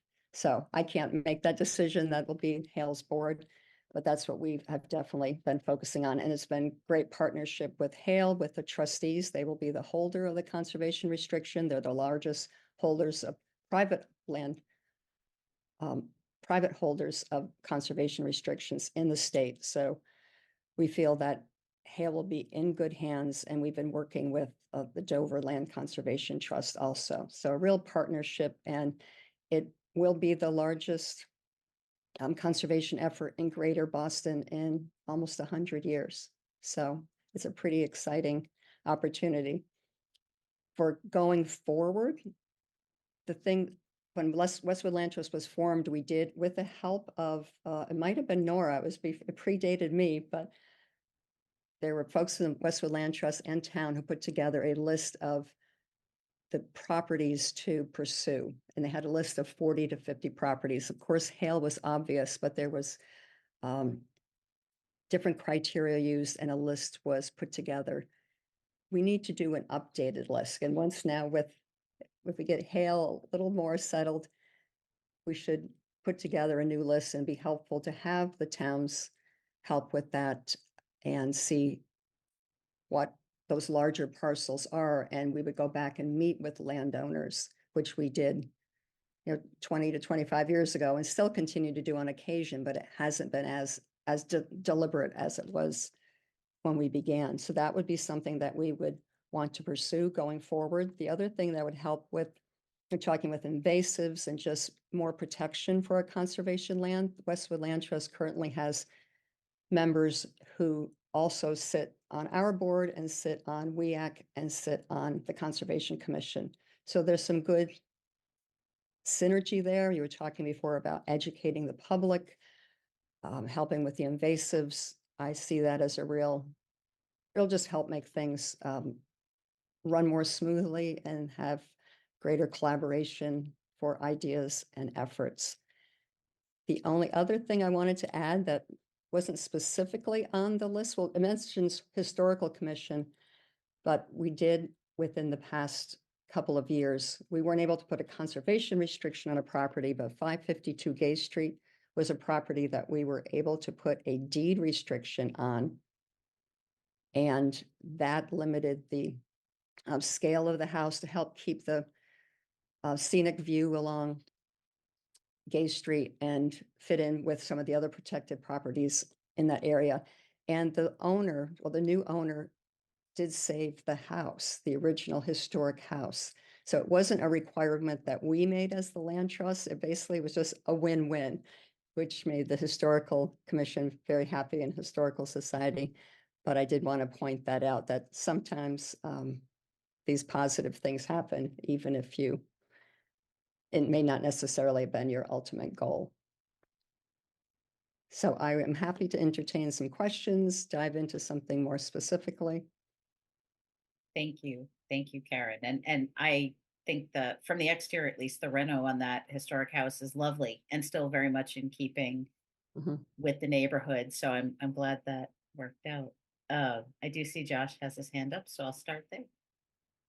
Sure. Thanks. This is great. I actually just wanted to focus on OS6 in relation to donations of or conservation restrictions. A lot of what I've heard from you has been sort of public outreach. Have we done any efforts around, solicitation to large, employers or organizations in the area to see if that would align with their mission? Especially a lot of large organizations have, pretty clear ESG goals that this would fit quite neatly into, and or what contributions that they wanted to make back to their local communities. Yeah, I did. That's a great question. I did meet with Eversource, but it was last November, December. hoping to get, I did end up putting them in contact with, well, with Hale, is who, but we did not get the result we hoped for. It might be something more going forward. Reached out to MathWorks because they made that big donation to Mass Audubon, $25 million donation to go towards land preservation. We haven't had much success in the past, but that's when we had fewer businesses in town. I mean, there are more large businesses, but you know, Yeah. it can't hurt to keep trying. Yeah, and I might not even just focus to just Westwood businesses, to be frank. You know, Hale is or these resources are within the Westwood boundary, but you know, to an organization that borders Westwood, for instance, like in Norwood, that might be a large pharmaceutical company, or any other organizations in the area, they might be very much be interested in engaging in these types of discussions. So just keep, you know, an eye out for those other opportunities that would see Westwood as an adjacent part of their community. If you have any inroads, send them along. I know that we've tended to have a little, so far, better luck with foundations, but again, I think is that as more and more companies want to help out with this, it's good. And we do have conservation land that abuts. I'm blanking on Moderna. in Norway. Moderna, a certain Moderna. unnamed Yeah, pharmaceutical. Moderna. All I could think of was Regeneron, which is in Albany, New York. Thank you. Yeah, but it does abut that land. Thank Any you. other thoughts or suggestions? I see Kate, you have your hand raised? Yeah, I just had a question. Do you have any idea how many people visit the properties in a given year? I do not. And Westwood Land Trust, we only have one property that has public access, and that is owned by Hale. It's known as Senki. All the others that Westwood Land Trust protects are all either not accessible, it's just physically challenging to access, or they're privately held and not accessible. But Senki is located at 1255 High Street, close to the Sheehan School, across the street from the Sheehan School. It gets quite a bit of activity. You know, some of folks on our board run or hike there almost every day. And I mean, I would estimate, you know, probably gets 20, an average of 20 people, 10 to 20 people a day.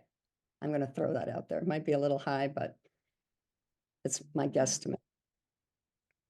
So most of our properties are not publicly accessible. And that's what, with Hale, they really wanted to have that space because then they are going to guarantee public access to the trails. Okay, that's disappointing information to me. But okay, that's good information for me to have. Thanks. Well, most of these properties, a lot of them have a home on them. So they put conservation's restrictions on their property. And a lot of them aren't large enough to have hiking trails on them, but yet it helps protect land. It protects habitat. Yeah, I hear you. Thank you. Yep. Thank you. Sean? I think I liked Phil's question on the conservation round, and I want to steal it going forward, which is you looking at us in our seats on the planning board, what can we do to be helpful to you in pursuing some of these items?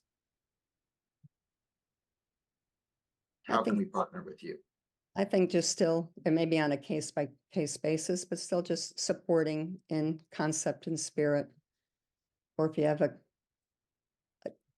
good lead on something, but it still comes down to a property that where you have a landowner that's willing to consider a conservation restriction And you can't just want to do it too. You have the state has to approve it. There are certain requirements for a conservation restriction to be permitted. And just supporting this whole spirit of conservation. I mean, we don't, as the land trust too, we aren't against new construction and building, but we're really seeking out those contiguous areas and the larger areas that will create contiguous open space where possible. But land keeps dwindling, and it keeps getting having greater value per acre.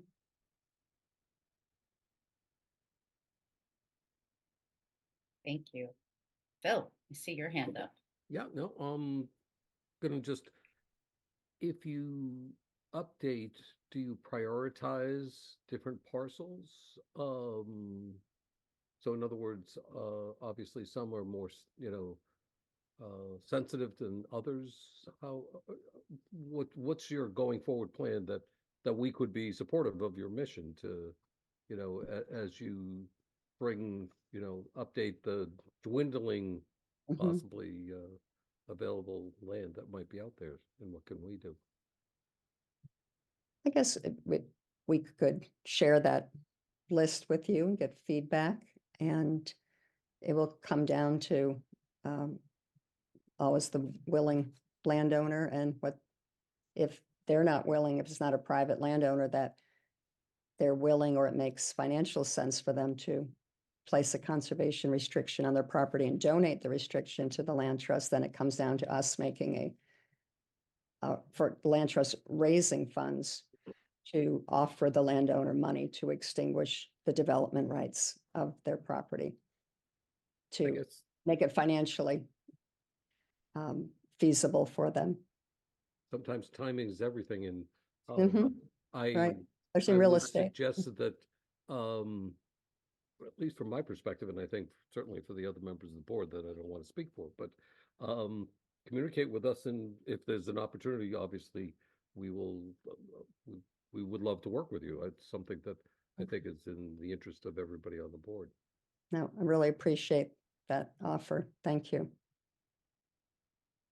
I know we have an ex-planning board member, two ex-planning board members on our board. We have, Steve Olenoff, I think he's still an associate member, and then Trevor Lobenstein, and he was Steve's always kind of in the know. He has so much information, which is great. And Trevor Lobenstein was extremely helpful with that deed restriction and the restrictions we put on what type of home could be built on that 552 Gay Street, because he's an architect. So we were extremely lucky. So some of these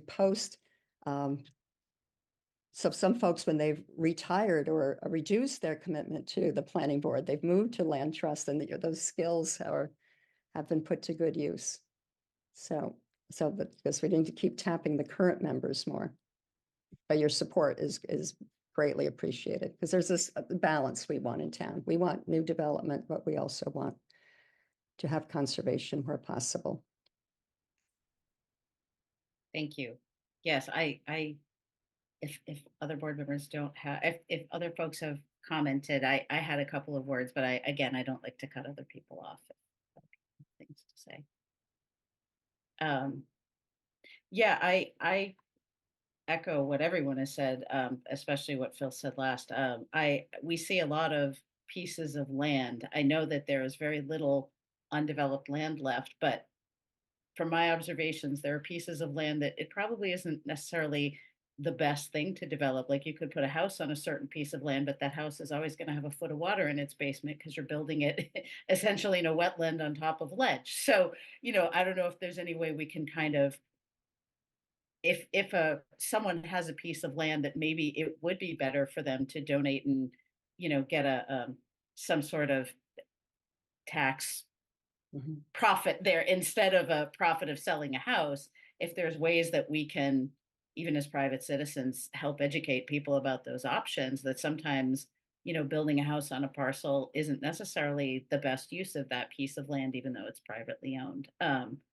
And I appreciate your comment about habitats, because that's something like I personally am very interested in the habitats. Like, I know that the trustees of the reservations in Massachusetts have a lot of properties where human beings aren't allowed to go. And I appreciate the ongoing, it's a perspective thing, right? Like when I first started thinking about conservation land, I thought about it as like, we conserve it so people can use it. And having had conversations with members of the land trust, it's really educated me to the idea that sometimes we're conserving the land for non-human uses and there's other reasons to put land into conservation. So that was a learning curve for me.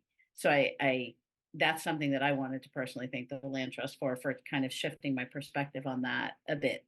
Um, about there are multiple reasons to put properties into conservation, and sometimes they're not always public or whatever. So I appreciate that aspect of what I've learned about habitats and conservation. It has helped my work as a planning board member as well. Um, and I had one question that you may or may not be able to answer. I did some quick math about the number of acres in Westwood that belong to Hale and the numbers of acres that might be preserved. Do you have any idea of what they might have in store for the acres that would not be preserved either way? Because quick math, it's at least 40 to maybe 100. Are they planning to sell it? Or are those the acres that they're hoping to use for some of the development for themselves that they had in mind? No, it would be the area where their buildings already are. Ah, So it's a okay. very, from our perspective, it's like the best area possible. Again, I can't guarantee it. Like if it's that lowest number of 60, then that would be where their buildings are, like the entrance to Hale, and then that area, and it would help them, like if they ever wanted to, like in the future, get a loan, they'd have some collateral on their buildings. It would be different if that was also within the CR. So that's my understanding. And I know it's still in flux until that number's final, until the campaign is actually finalized. But it's, they really value open space. But they also have, their board has to do the right thing from their fiduciary perspective.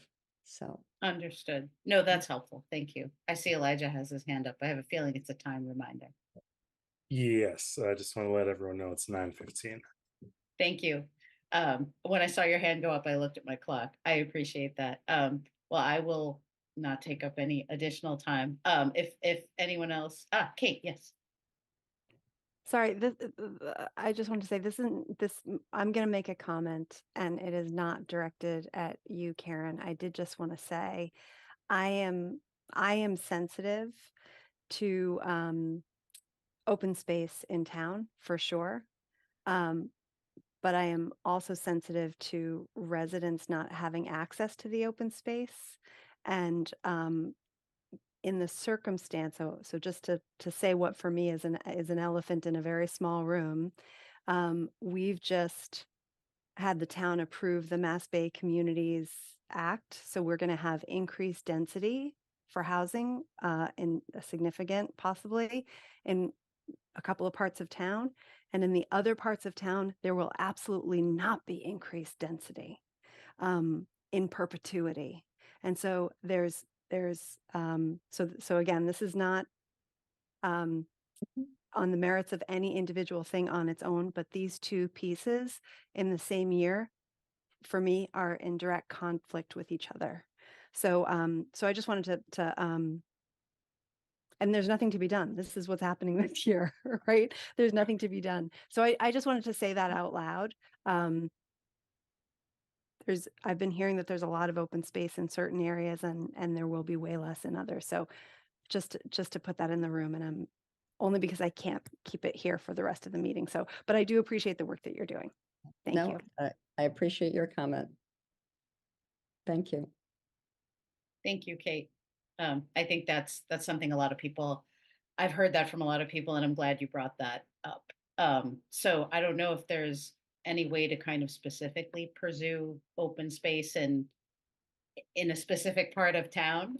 Maybe that's something we could try. I don't know. It's a tough one, but I appreciate that we're having that conversation. Thank you. Josh. Yeah, just to Kate's point, like although public access is not or should not be the defining factor of what conservation should be. Very much to your point, Ellen, like if it's an environmental resource, right, for animals, for whatever it is, I see that as for the public good as well. I think the thing that I've heard from other people is that when it's seen as a net benefit to the landowner and not to the town as a whole, right? Like there has to be a benefit. It can't just be a lawn. So I think that just very much where we're doing it, what we're doing it, and just be thoughtful around that is really important. So Well, Thank I you. think, yeah, may I add one more? Yes, of course, of course. Thank you. It's just that I do want to share is that, and these are state-approved conservation restrictions. That it's not, and they're approved by the select board, and then that it's not just any landowner saying, I'm going to do this and getting a tax benefit from it and it being protected in perpetuity, that there are reasons to do this, and it is state approved, and it has to go through those approval process, and they're seeing it for reasons for scenic views, preserving sightlines, preserving habitat, and just the trees, all of the natural resources. So, and preventing development, but we're minimizing the development in some areas, so. Thank you. But you're right, but said it can be a little conflicting with, when the state is requiring you, state is approving one thing and requiring something else. Thank you. Any other questions or comments from board members?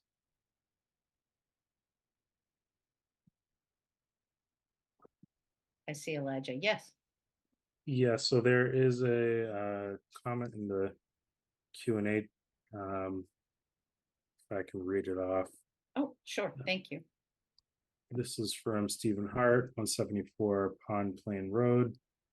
It's important to note that Westwood Land Trust only owns one very small parcel of land. Most of the land protected by Westwood Land Trust is privately held. Thank you. All right.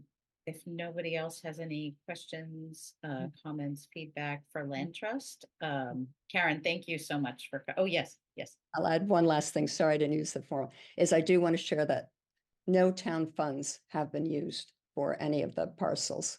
So it's all been privately funded. So of these acres, so I just want to make that clear too, that it's has not been, we have not utilized any town funds. Oh, thank you. Including, what is it, Senkey, the public access, that was paid for privately. Through the land, Thank you. combination of land trust, it was all through private donations. So everything that we've done has all been privately raised. I did not know that. Thank you. Sean, I see your hand up. I'm thinking about some of this conversation around open space, and I think some of the questions that we've probably asked of the land trust here tonight are also ones that we might think about with respect to the town itself, because in addition to so much that the land trust has protected, most of which is privately owned, the town also has protected spaces, some of which the land trust holds the conservation restriction for, and others of which the Conservation Commission or other elements of the town hold the conservation restriction for. And in those cases, you know, Kate, I'm thinking to your comments about kind of open space and access. Some of those lands are very sensitive wetlands that we may see a ton of ecological value in protecting. Others, there are, you know, we have a few, to my knowledge, kind of upland spaces in town that are town owned but don't really have any public access right now. And I think that's something that the open space and recreation plan back from 2019 had hoped a conservation land management plan would look into. But it also seems to me that the conservation land management plan as it's currently being designed is just restricted in scope based on the funding available to do that. So I think if there are members of the town who want to see potential for more access to some of the town-owned open spaces, trails, for example, they might wish to, advocate for more funding for that conservation land management plan, and a look at where open space could feasibly be opened up for public access, if at all, without too much of a detrimental ecological impact. But I just, I point to that to say the town has a lot in addition to what the Westwood Land Trust has done an enormous and tremendous amount to protect a lot of privately held parcels, and it's got massive ecological benefit. But we also have some public parcels that I think, I would hope the conservation land management plan can look at more if we can find a way to support it. It's just my 2 cents. Thank you. And that's an excellent suggestion. Thank you. Any other comments, thoughts? Not seeing any hands. Karen, thank you so very much, not only for all the work that you and the Land Trust do, but for coming and sharing all of this with us tonight and having this conversation. I really appreciate anything that is communication between different boards, entities, etc. And I will speak for the board. I rarely do that, but I think we're all grateful for this discussion. And thank you for coming this evening. Yes. My thank you for pleasure. coming. Thank you very much. Thank you for your Yeah. service. Thank you. Thank you. Thank you. All right, let me just consult the list. It was planning and then WEAC. So I thought I saw Kate LaCroix.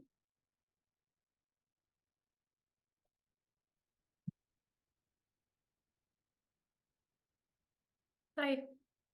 Hi, Kate. Thank you for being here this evening. Was there anyone else from WEAC that is here that you wanted to promote the panelist, or? Well, I think there are several members attending. I did create a meeting notice just to make it all official. Steve Hart is the vice chair. You could maybe promote him to panelist so that he can add anything that I forget. Awesome, thank you.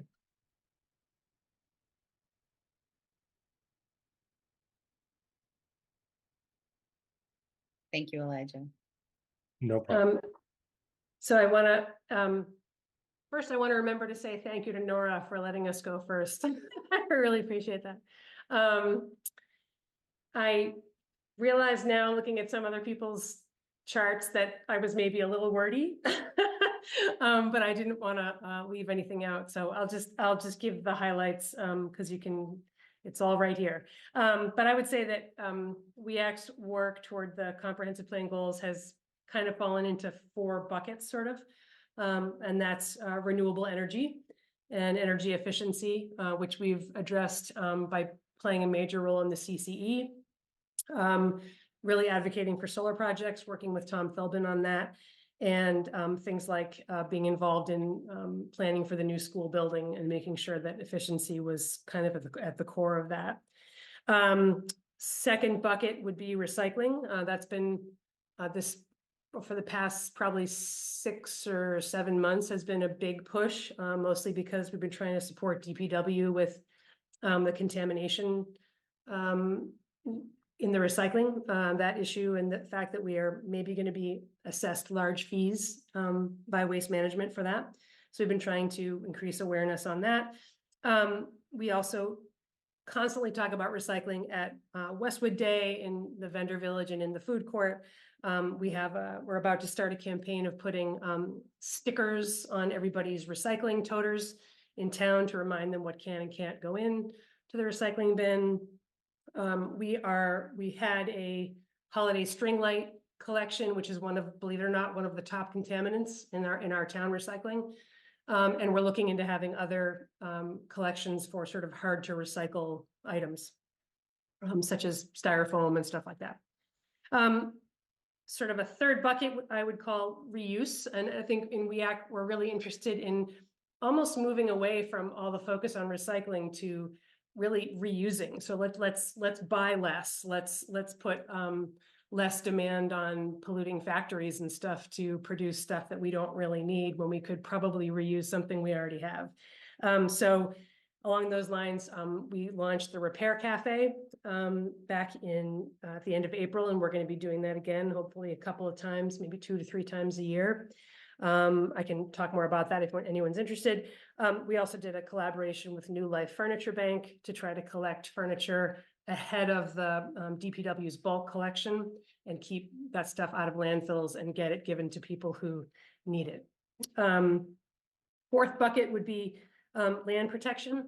We really did as much as we could to support the hail conservation restriction effort and just trying to raise community awareness of that issue. So I would say in all that we do, we think about community education a lot. We spend a lot of time writing articles, creating handouts and posters. We have the stickers that I noticed, that I noted. We have a collaboration with the high school group, which is the Youth Climate Action Committee. We gave them a grant to have a speaker come in and talk about climate change. That was a very well-attended event at the high school. We have trying to have a social media presence. We've made videos.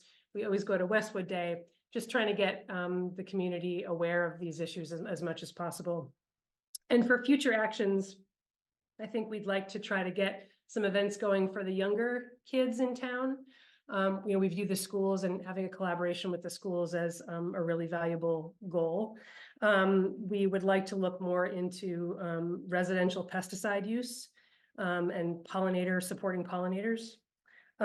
We, as I mentioned, want to have more collections for hard to recycle stuff. And I think the other two would be composting. I just want to say in this public forum that so that people are aware that fully 25% of what goes into landfills is food. So composting is definitely a worthwhile thing to do. And I would like to, we'd like to try to get the word out about that to residents. And then I think residential solar also is an issue that we'd like to do more education about. So that's sort of the quick as I could make it summary. Thank you. That was a lot of information. Thank you. You guys have been really busy. I appreciate all of that work. Are there any questions or comments from members of the board? I think one question, sorry, Phil, jumped in before you, that I have much along the lines of Concom is, you have a lot of initiatives here, and how are you acquiring funding to do any of this outreach? Is that something that, very much in the same vein of the Conservation Commission, like you guys have a very similar, goal, especially if we start to increase where those fines are coming from or requests for donations to the tree fund or whatever fund this is for, I don't know, I don't want to say payment for special permits or considerations that we're making as a planning board. Would that be useful? Is that something that makes sense? Is that something that's limiting your efforts to meet some of these actions? Yeah, I think it is. So funding has been a big topic of discussion for us recently because WEAC has no regular source of funding coming in. In the old days, we would get some funds from the recycling collection days that the DPW has. If you pay $5 to have your computer monitor recycled or whatever, we would get, WEAC would get some of that money, but that is no longer just because we're not really, those events aren't really clearing very much money. So we do have some money in an existing fund, but nothing's being added. We're just pulling from it for, events and, handouts and flyers and whatever, posters, whatever else we need to do. Or like I said, the grant for the Climate Youth Action Committee. So, yeah, so this is definitely something we need to figure out. Because I do think it will become limiting that we won't be able to launch some of the projects and initiatives that we want to do for lack of funding. Yeah, I would just add that that's a great point, Kate. I would just add that it's actually already limiting because Kate mentioned the recycling toter stickers. So we actually had to think really hard. Are we going to expend the rest of what's in our fund in order to buy enough stickers for all the toters in town? or we actually made the decision to just start out with 1,000 stickers because it's just what we could afford without spending the entire budget. Thank you. Phil, I see your hand up. Yeah. There's two aspects. I'm going to take Josh's a little bit and kind of run with that, and then kind of dovetail it into my prior question, which is, if you had a wish list of us, what would it be? And then secondly, kind of taking Josh's comments and taking them to the next step. How can there's the goals align, and even if you have similar but distinct kind of efforts of conservation or whatnot, but I think there can certainly be a greater impact the more collaboration there is. And do you have any thoughts on how to collaborate more with other aspects of not just the planning board, but conservation and people in town that can, if everybody's pulling the oar in the same direction, can have a greater impact, which can then be to the benefit of you. Thoughts? Yeah, that's a great point. We try to collaborate with other boards in town whenever we can. I think what makes WEAC different, and this is, I think our mission is excellent, and I obviously am really excited about all the stuff we're doing, but we are technically an advisory board to the select board. So WEAC doesn't have any power in the sense that, unlike the Conservation Commission or the Planning Board, we don't get to pass regulations and take votes on them. So all we can ever do is just say, hey, select board, might be great if you did this, and that's about as far as we can take it. Or maybe at most we could bring sort of a suggested resolution to town meeting or something like that in collaboration with other boards. So I would love, and I'll take pesticides and pollinators as an example. So a little while back, we tried to bring the question of pesticide use to the town, and through various channels found out that the biggest problem with pesticide use is actually from residential use, not from municipal use. So then there was sort of this behemoth of, oh my gosh, how do we talk to residents about not putting chemicals on their lawns when that's sort of what a lot of people do at this time of year, and that sort of thing. So I would view maybe a collaboration with the planning board or the Conservation Commission, who maybe have a little more teeth in terms of making regulations about that stick. And I realize that's a whole complicated question of how do we regulate what individual residents do. And maybe that's several steps down the line. I think it would have to start with an education campaign, but that's an example of something that comes to mind, because WEAC, again, doesn't have a vote. We don't have a way to enforce anything. So I'm just going to follow up. I find that sometimes on the planning board, we tend to be reactive, meaning we get an application.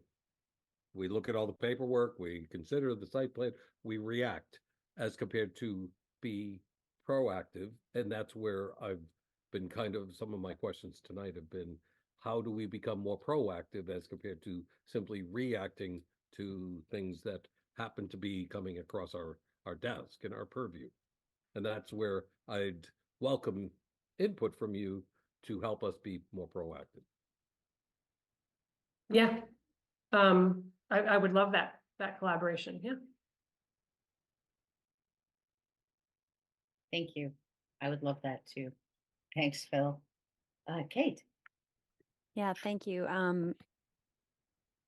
So I'm curious, Kate, and forgive, I had to step away for a minute. My dog was going crazy. Sorry.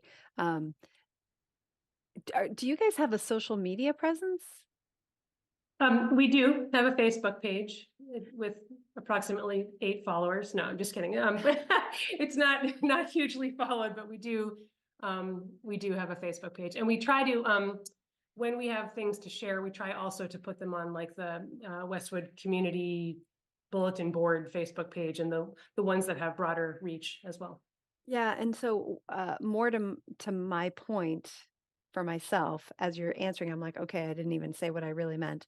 I just wonder, are you taking advantage of Westwood Media Center and the opportunities there to tell people what to do? Not, I often find that education, like you were saying there, an education campaign, make a video and show me what I should use instead of the pesticides.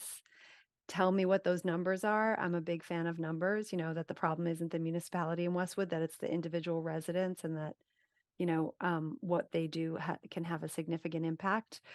And then, not to tell you what to do, and then put that on your Facebook page, the link on your Facebook page. I just think that giving residents a place to go to get information, trusted information from a neighbor is really valuable. So I appreciate everything that you're doing. I'd love to work with you more closely, but to be honest, at 11 o'clock at night, I'd love to look at a video that tells me what to use on my lawn instead of pesticide.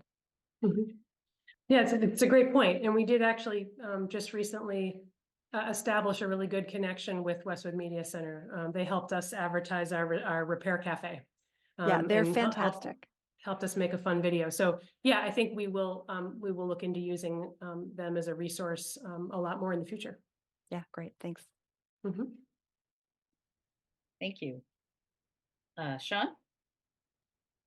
Just wanted to say, I appreciate all the great comments from fellow members of the board and also all the work that WEAC does. The Repair Cafe was awesome. It's totally awesome. The last one. I'm excited for the next one. So. Thank you. Yeah, I love that idea.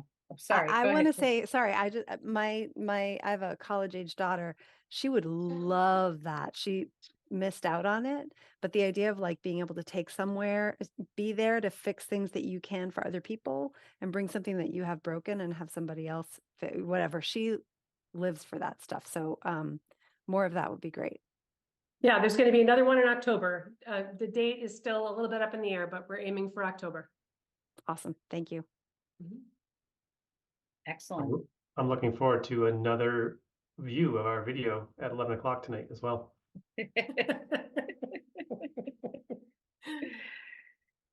Yeah, I would love, I missed the last Repair Cafe, but I love the idea of that. I'm sure there's things around my house that are broken that we're just not using and may have even replaced, when it probably is a pretty simple fix that we just don't have the skills to do. So I think that's a great, great initiative and a great event for the town. So I will be at the next one, probably with a trunk full of things I've forgotten I owned. Yeah. So thank you.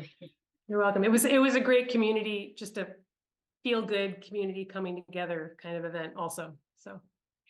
And I did see the some of the coverage and the advertisement on Westwood Media. That was great. So I'm glad that you've established a relationship with them, because they did a great job helping promote that, and it was just fun to watch the clips of that too. So they were fantastic. Yeah.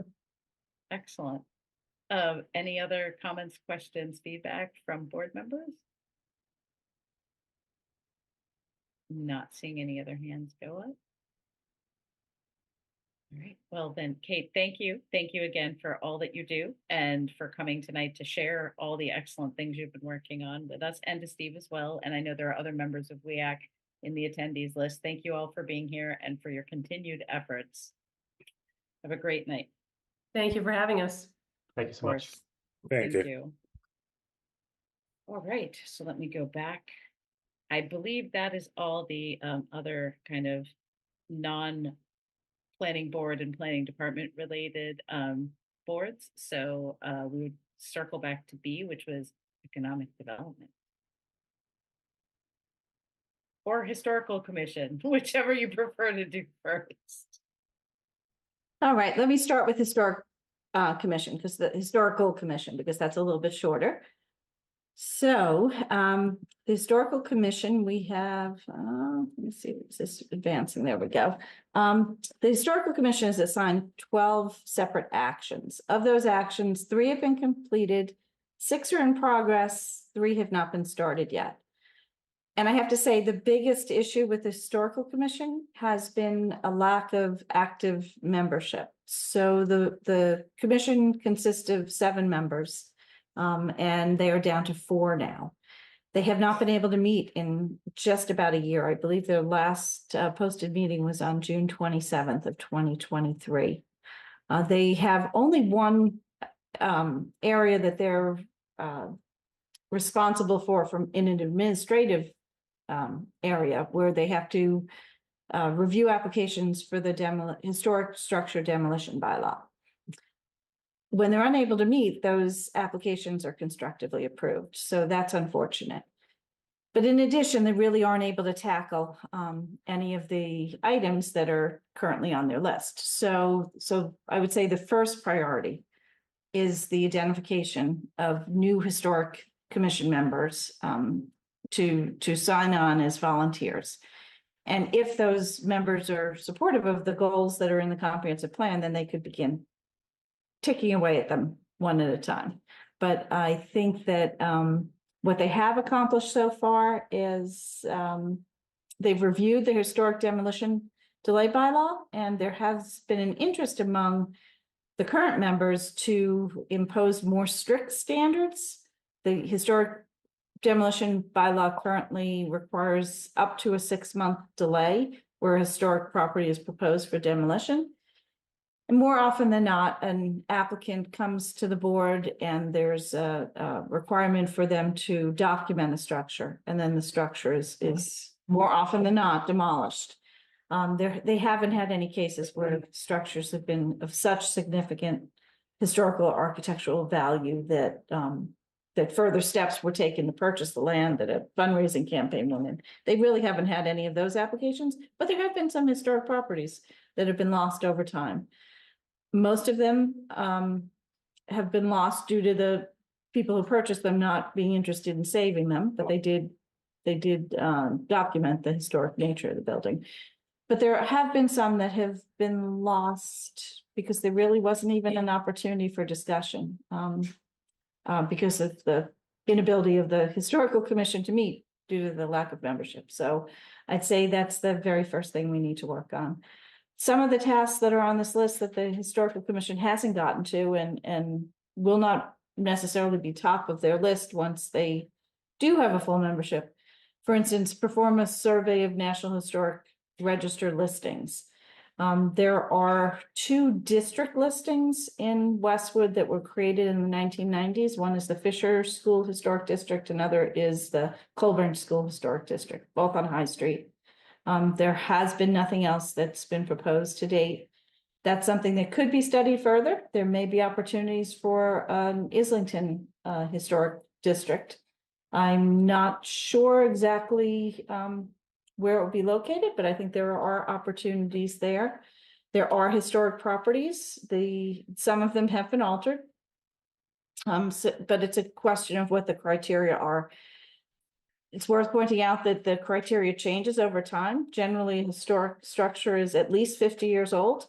Well, when the districts were formed on High Street in the 1990s, they took in some properties that at the time were 50 years old that are now almost, 75, 80 years old. So things change over time. So there is an opportunity for them to look at that. There's an opportunity for them to consider changes to the historic demolition delay bylaw to make it more effective, maybe to give the board additional time to meet. One of the problems with they only have 4 members available right now, and getting a quorum requires all 4 to be present because it's a quorum of the total membership of 7. And they only have, I think it's a 10-day period from the receipt of an application to call a hearing. So that's been extremely difficult. The things that have been accomplished are the ones that are noted here in green. One is promote use of the Fisher School. That's actually a fairly well-used building. It's owned by the Westwood Historical Society, but the Westwood Historical Commission meets there and sponsors programs. It's also used for all the elementary schools. The 3rd grade classes have a day where they go to the Fisher School, something a lot of the kids really enjoy. Other items that have been completed are under community facilities. CF 21, implement electronic permitting for all departments. The Historic Commission was one, just as all the other departments that have been brought fully online, and devotes staff to website updates and communications. That's been done. So we keep abreast of all the website needs. And then the last item I would say is in progress. That's the consider climate change in all town decisions. So climate change is addressed in the recent Climate Action, Resiliency and Sustainability Plan, and representatives of the Historical Commission were invited to participate in that. And when they do meet again and consider applications, that will be something that they will look towards. But I can't say they made a whole lot of progress, and unfortunately, I can't say that I'm expecting progress over the course of this year. It'll all depend on the ability to get new volunteers. Thank you. Quick question on that before I open it up to board members. Is that a board that people who are serving on other boards can also serve on, or is it something that, like, if someone's on school committee, they couldn't serve on historic commission as well? So it would depend on what the requirements of the board they're on are. It's an appointed board, appointed by the select board. So depending on what board you're on, you may or may not have a conflict. An elected board might have more likely to have a conflict than a non-elected, but I do remember years ago, there were members of the planning board that were actively involved in other boards, so appointed boards, so I'm not sure that's an issue. I know the FinCom has very specific requirements in the charter that they cannot participate, but I'm not aware of anything preventing school committee members from participating, but it's a possibility. I just threw that out as an example of a board. I'm just thinking, you know, if that would help get some membership, if there's people who are serving on other boards that might have an interest in picking that up too, it might help get the membership. Yes. So I think it's really anyone who has an interest in history or architecture. Both of those are anyone who's involved in the building trades that appreciates older properties would be great. Any artists who have interest in aesthetic may be interested in serving as well. Thank you. Sorry, Kate, I don't want to preempt you, but just to make a comment on Ellen's comment. I think there's some guidance from the state. So barring specific rules about specific boards that are kind of laid down by Westwood, there's guidance from the state that I believe says members of an elected board might be able to, for example, serve on an appointed commission like that, so long as those elected members are unpaid, if that makes sense. That is good information. Thank you. Kate, I'm sorry. I started talking before I saw your hand go up. So my apologies. Floor is yours. No, you're good. You guys are good. So Nora, you gave a little bit of a commercial, which is really what I wanted you to do. Because, this is our chance to get people to sign up. So I just wanted to ask some questions, like the people on it are pretty great, right? People on the historical. They are great. They are dedicated. They are very interested in preserving Westwood's historic character. It's very difficult to get an entirety of the membership to meet on short notice. So the more members we have, the more likely we are to get a quorum. And you don't need to have been on another commission. This is like, if you have an interest, just no experience necessary. Reach out on the to job Nora. training. Who should they reach out to if they're curious? They should reach out to Tish Healy. So it's a select board appointed board, but if they have questions, they're welcome to reach out to me. I'm happy to answer their questions. Awesome. Cool. Or do they meet by Zoom? I mean, are they? So they have met by Zoom. They prefer to meet in person. And we've tried it both ways. Some of the members who recently left the commission over the last 2 years did not appreciate meeting by Zoom. And so they went back to meeting in person. But I think it's, meeting anyway is better than not meeting. So it's a question of, getting new members and seeing what the preference is, and maybe alternating between in-person and Zoom meetings. We can accommodate it either way. We still have another 10 months of allowance to meet by Zoom. So just saying, a hybrid gets busy, younger people that might not have a lot of time, more likely to join. So hybrid is extremely difficult for them to pull off, but a virtual meeting like this one, I think they could handle. Okay. Thank All you, right. both of you, for the questions and the promotion there. Thank you, Nora. All right, so let me move on to economic development. So this is a much more lengthy list. For the economic development category, we actually had 35 actions that were assigned to this list of actions. 9 of them have been completed. 20 of them are in a state of progress, and only 6 have not been started yet. So we're well on our way with these. Rather than go through all 35, I thought I would touch on some of the ones that we have completed and just, jump on the highlights as well. So all the ones shown in green are completed. One here is streamlined permitting process that was the same that was discussed under historical preservation.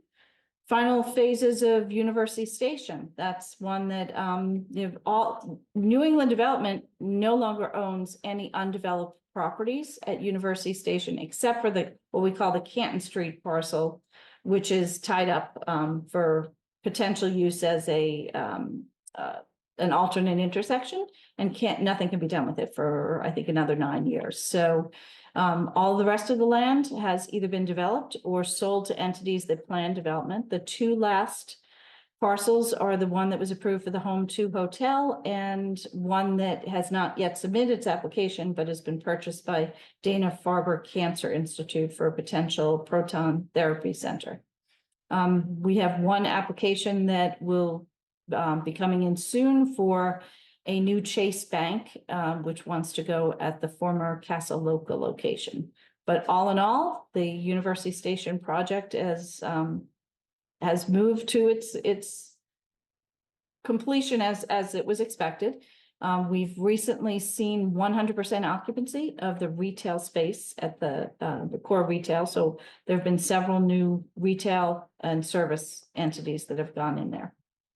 Another item that is complete is encourage the local chamber for business support. So we have been working with all our local businesses, encouraging them to join the Neponset Valley Chamber of Commerce. Many have done that. We have a lot of support from the chamber, and we have staff that attend as many of their functions as possible.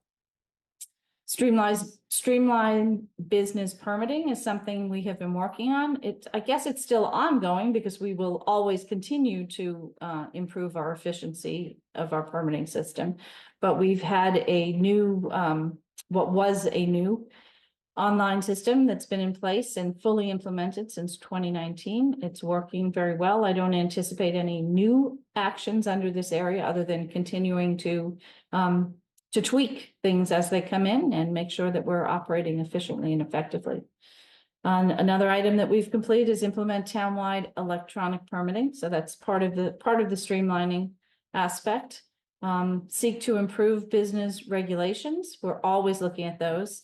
All of the actions of the Community and Economic Development Department are examined through the lens of being as efficient and effective as possible, providing the best service without over-regulation. We try whenever possible to have simultaneous meetings. The planning board has met a number of times with the Conservation Commission and has even met with other planning boards in Dedham and in Norwood when that is best for their applicants. So improvements in how we serve businesses are always at top of mind. NC 24 asked us to consider developing a master calendar listing of events and activities. So we worked with town administration on that, and we have the calendar on the website, which this meeting and all meetings are posted to. And that calendar also has events that are posted, so not just official meetings. Under community facilities, community CF 21, implement electronic permitting for all departments. We have done that. That's been completed. Not just the community economic development divisions, but the fire department is also involved in that, and select board permitting, licensing, I guess, is involved in that as well. CF 24 asked us to devote staff to website updates and communications. We've done that. All of our web pages are constantly updated. So those are the 9 issues that are complete. And I would say we focus on supporting existing and new businesses. I want to just walk through a list of the new businesses that have come to town since this comprehensive plan was approved, and they are significant. Oops, let me go back. So since the adoption of the plan in 2020, I want to list all the new businesses that have come in or are actively under construction. We've had the J. Crew Outlet, Ann Taylor Outlet, Bath and Body Works, the Good Feet Store, Kohler, VO Medical Spa, Pokey Brothers, and Birdie's Hot Chicken. All of those are new businesses at University Station.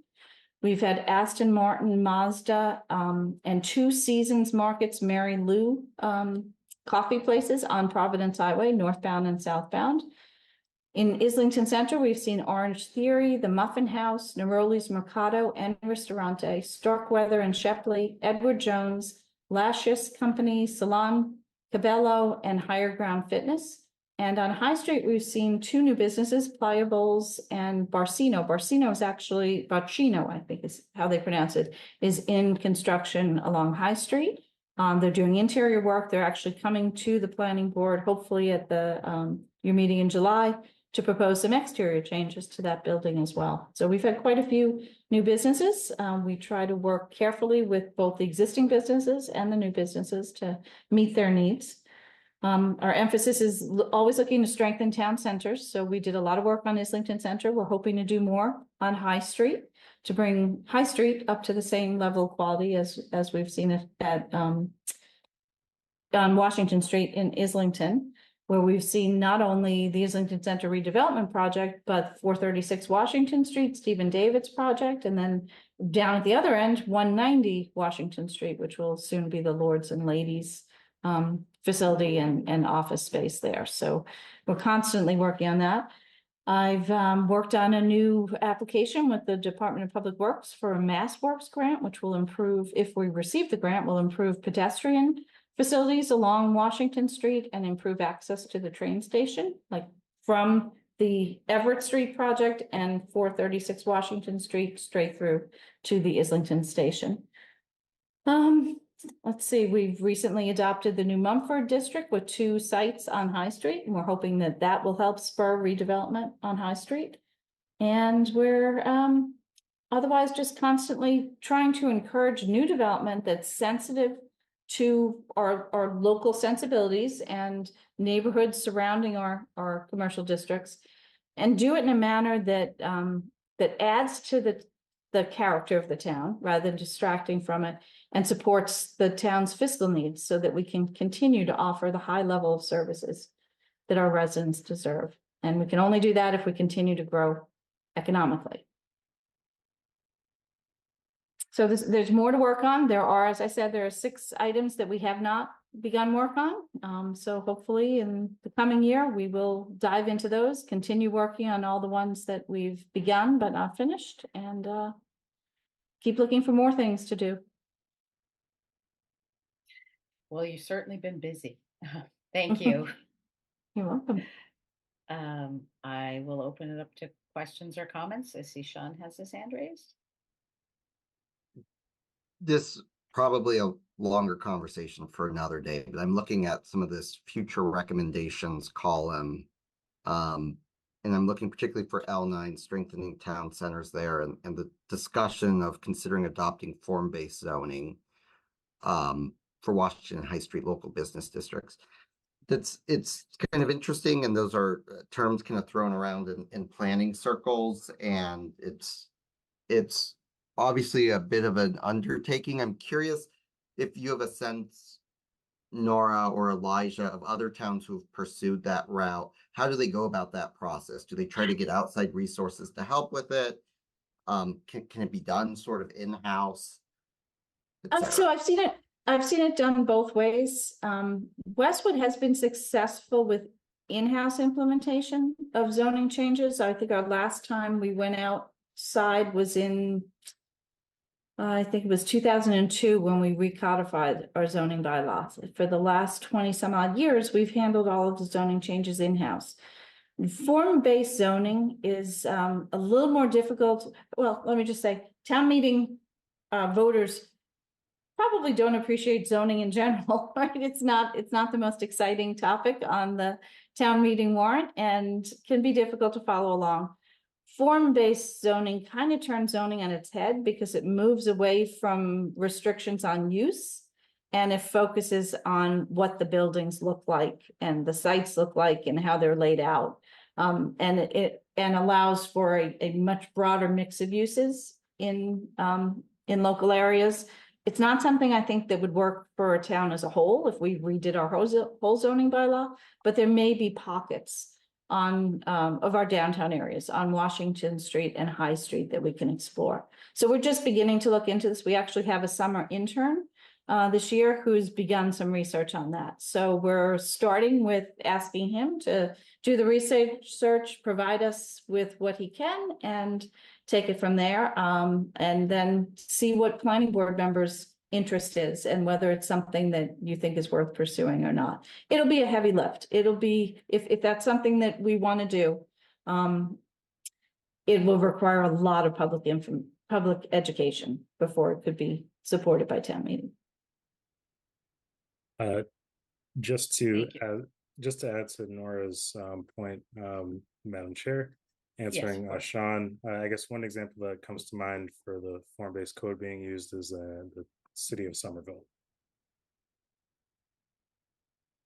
Thank you.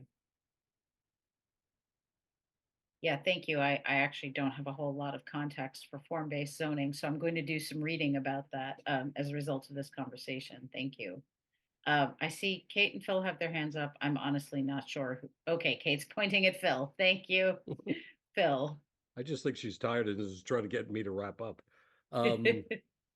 Nora, it's late, but I'm going to just say, now that some of the oxygen has returned after MBTA communities, you're going to get my wish list question. What should we put? And obviously we interact and work with you, consistently throughout the year. But what's the Nora wish list for us in this upcoming year? So my greatest wish list is to improve High Street to the same extent that we've improved Washington Street. So I'd really like to see a strong focus on that, as well as on on Providence Highway. I think we have opportunities for a better development in both of those areas. So that's where I would like to concentrate. Okay, thank you. Thank you. Kate? Yeah, so obviously, Nora, whatever, you're great, blah, blah, blah, blah, blah. But if we could go back to the first few items, Elijah, if you don't mind, on this list, the one that about one's fine. Sorry. Oh, sorry. Thank you. The one about the calendar, where you're like, we have the calendar. We do. Let me find that one. So yes, master calendar. I don't think you have the master calendar that was necessarily envisioned, unless I'm looking in the wrong place. So there's the electron. So not the Westwood Wire, but the town website. Mm-hmm. The calendar there. Is that one of the ones you're talking about? Yeah, so that's what we have. We have the calendar set up to receive events to be posted. So for instance, Westwood Day will be something that will be added to the calendar. When we have public meetings like on our hazardous materials mitigation plan or something along those lines, we'll add those to the calendar. But we can also add events to the calendar. And maybe what we need to do is have a very separate, more of a social calendar that's added to the website as opposed to a public meeting calendar. Well, this is a real question. Like, do we know when Westwood Day is? Yes, it's September 28th. So this is ridiculous, but I would plan things around Westwood Day if I could go to that calendar and see when it is, but it's not there. That. And the same thing with like our Veterans Day observances and recycle days, like anything that, tree lighting ceremony, like anything and everything. Yeah, exactly. All of that stuff has not been posted, or it's not posted far enough in advance. It's just not far So, enough in advance. okay, And well, yeah, like what I know we do stuff, but I'm so lazy, Nora, that I need it in one place so that I can go to things. And that was like my suggestion was a master calendar for lazy people. okay, so let me work with the town administrator's office and see if we can get the calendar expanded and pushed out further. So like right now, if you look at the calendar, June and July come up, but you Mhm. don't see August. There are no events in August and September yet. Yeah. So let me ask them if they can work it so that we have at least a 6-month lookout, so people can begin adding dates ahead of Yeah, time and and add all dates. and I think like holidays that the town hall is closed Mhm. might be That, useful. so that usually is posted there, and I'm surprised to see, I have the July calendar open, and July 4th doesn't say town office is not there. closed. Yeah. Yeah, which it usually does, so I will speak to Tish Healy.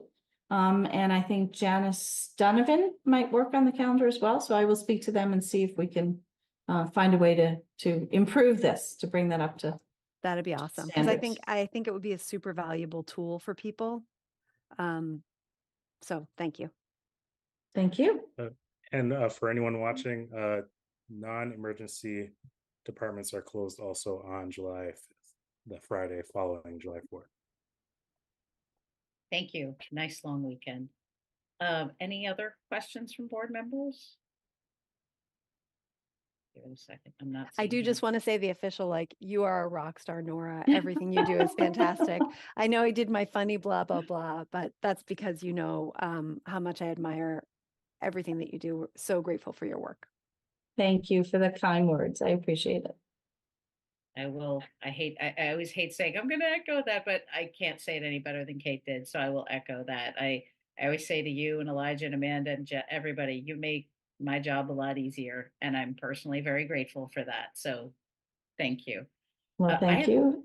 We have the One- middle schoolers that Nora gets us into high school, so we can actually talk coherently. Exactly. I have one quick question because I'm interested in High Street too. And my sense has always been that kind of comes down to some of the property owners. And I would love, not tonight, to have a conversation about what we as a board can do, if anything, to kind of maybe make it more interesting or attractive for those property owners to want to do something. So Yes, and that is always what it comes down to. And so we had the exact same situation in Islington. We had a long-term property owner who was not interested in selling, was not interested in updating their properties. And after many years of trying to make inroads, it turned out that a concern was capital gains tax.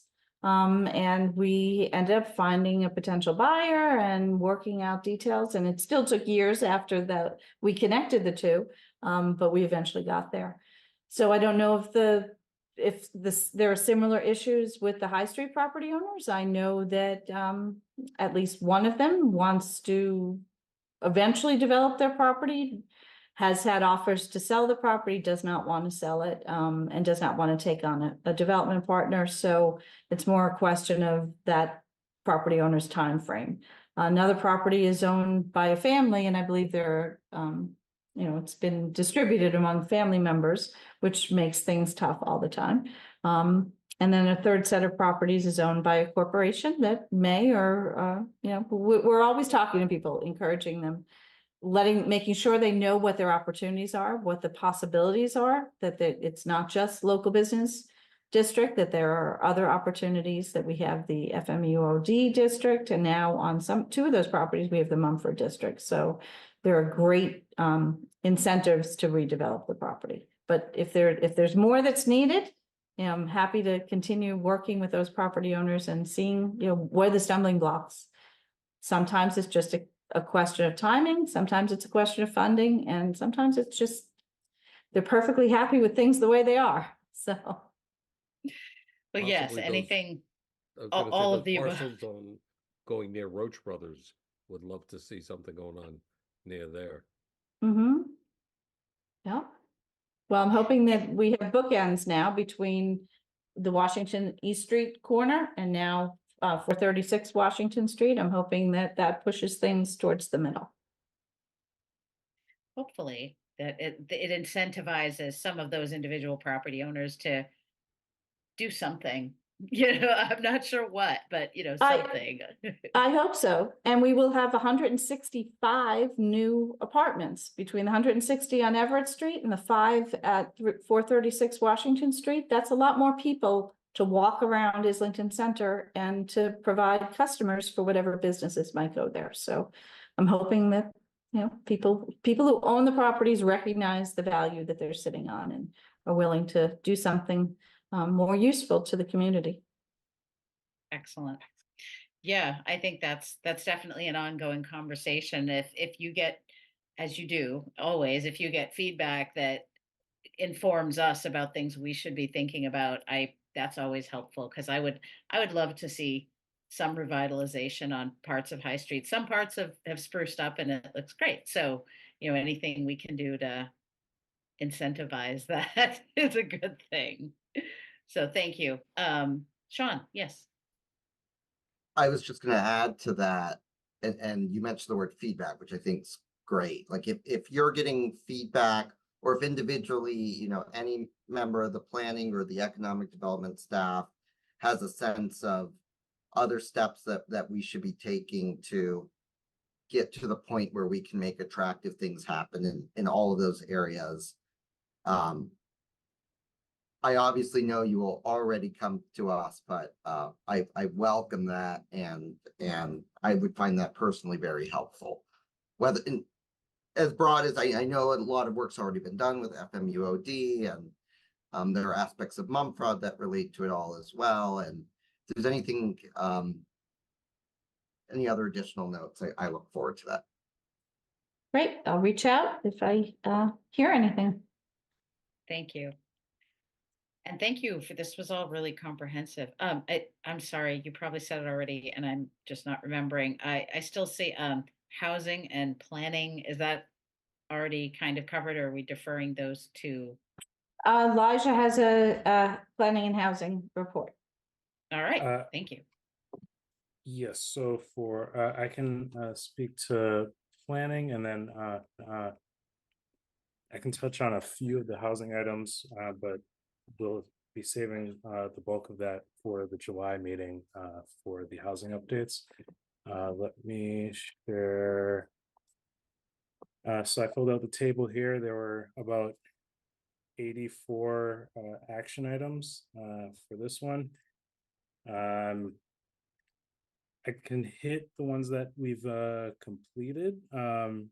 I counted about 15 that were completed on the list, and we can kind of go back. There were some that I deferred to for economic development that were listed, as well as the historical commission. But I can start with L2 being the supporting the state zoning, planning, law reforms, in approving the Mumfrod district in 2022 and expanding it this past town meeting. That has kind of met the working with the state and the state's zoning reform laws that are being carried out. Let's see, I have L12, the mixed use at Glacier Everett Street business area, with the 22 Everett Street being approved in December for the 160 units, as well as 3 retail bays. That does address that action. There have been some informal talks of the abutting property potentially looking at some seeing if, well, I guess the property owner was looking into what could be done with the abutting property to 22 Everett Street. Nothing's actually come out of that, but they're just informal talks. Can I ask a very quick question? Sorry to interrupt midstream. That abutting property, just curious what the address is. I'm not sure off the top of my head, but I can go back after. That's okay. No worries. Thank you. Yes. So TC1, considering expanding FMUOD, USROD on high. So my highlighting is going all over the place. But yeah, so TC1, that has been completed. Let's see. TC8. And some of them, while I would say they're completed, some of them are kind of ongoing. A lot of the planning matters still are able to be addressed. But, you know, with the 22 Everett Street approval, one of the conditions was to expand shuttle service and work with the Neponset Valley Transportation Management Association. Their transportation demand management plan included that as a action step. Let's see, TC16, incorporate greenery in public ways, commercial projects. So the EIDR regulations are pretty robust in doing that, and also with the general bylaws, you know, making sure that everything has native plantings has definitely helped to address that.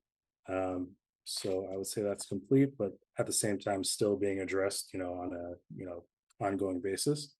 Let's see. Let's see. The next one I have is E9. So you know, kind of what Nora had mentioned previously, in the chamber being approached in many different aspects. I guess just in one example that I gave was, you know, working with them on a grant application this past winter for a MassDOT grant. We unfortunately weren't able to get that grant, but it just shows an example of how, you know, even from the staff side, there is engagement with the chamber. Let's see, CF6. Yes, so optimize space for Islington Branch Library and multi-purpose gathering space. Yeah, so I wrote that there, but that was addressed with the Wentworth Hall and the library being established over in Islington. Let's see, CF14. This has been addressed in all EIDR applications. There is well, EIDR, anything that requires a public hearing from the planning board allows for public comment and requests public comment from the Disability Commission. So, you know, potentially myself reaching out to whoever that staffer is and trying to maybe engage for more comment. I could always work on that, but there is that opportunity and that has been established there. Next one I have is CF21. So as Nora had mentioned, all of our applications are electronic, so that's definitely complete. CF24, we regularly do this as part of our regular duties for town staff in updating the website. Let's see, CF33. Encourage upgrades for wireless facilities to fill communication gaps. We did that this past town meeting in the zoning update that we did to the wireless communication overlay district. You know, adding for the ability to increase the wireless abilities in the University Ave area, as well as adding for emergency services in town as well, to allow for them to upgrade. So we have done that, and that's complete. Let's see, T29. use transportation demand measures for all projects. So that is a requirement in the EIDR application. So for projects that, so I would say that that is something that's both complete to the fact that it's required, but also ongoing because, when we get different applications, we have to address them accordingly. T32, simplify and expand earth material movement bylaw and establish truck routes. So in 2023, the town meeting, that was altered so that it could become an administrative approval. So that does simplify it. In the I would say five or so past approvals that I've written, I always make sure that they're not going on non-arterial routes. They always reach the avoid any of those kind of side streets, and going forward, looking at establishing some truck routes could be could benefit as well. So I would say that we've completed it in simplifying it, and is ongoing in establishing truck routes. Let's see. Then T37, pursue mixed use commercial for Route 1. I would say that that's complete with the Mumford expansion. There's also a new landowner for the Lambert's parcel, and there's been there's still there may be considerations in the future at some point in looking at that parcel. And then let's see, I think the last one is S7 is complete in section 7.7 of the zoning bylaw, which was enacted for solar design review in 2022's town meeting. There are a lot of ongoing things. I would say as you can see, like the line above, I'm working on the climate action plan, the CRS plan for the town. So that's one that I've really been engaged in. But I guess one other thing that I would really like to think about in terms of the future is, I think I've spoken to some members of the board, and I was talking to Nora about this, and it's kind of come up in different town board and committees in some aspect, but looking at, corridor studies for High Street and potentially Washington Street, and what that looks like in terms of the build out, the uses, the traffic flow, and how we can better address those areas, but more specifically High Street, as there has been a lot of activity in the other parts of town, or the other town centers comparatively. So that's what I have. Happy to answer to the best of my knowledge any questions. Thank you. That was very, you've gotten a lot done. Thank you. Sean, yes. Two lines of conversation I want to pursue, but perhaps related. And the first is, I know that corridor study is something Elijah, you and I have even discussed on occasion, and it's something I would endorse, particularly for the High Street area, and perhaps for Washington Street as well. I think it could be very useful to think about traffic and transportation needs more broadly in those spaces. I also, and this goes back to some of Nora's conversation as well, when I think about the High Street area and what some of the next steps are there, I would hope that a corridor study could be paired with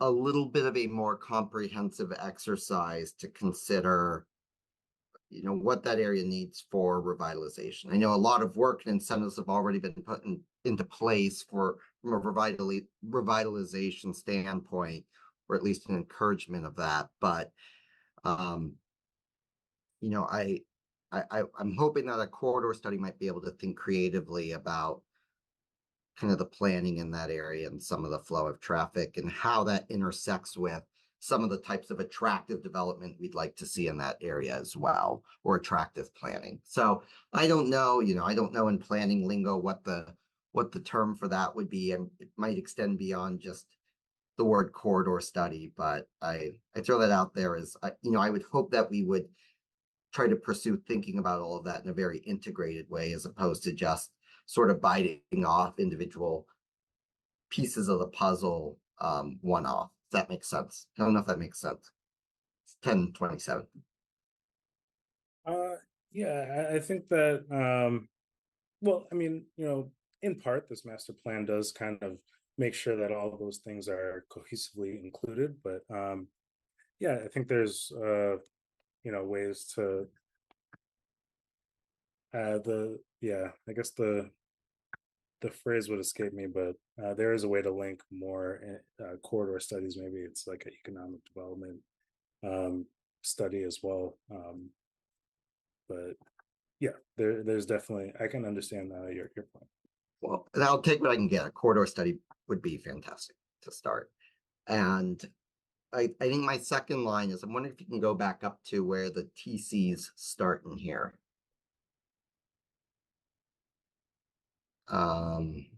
Yep.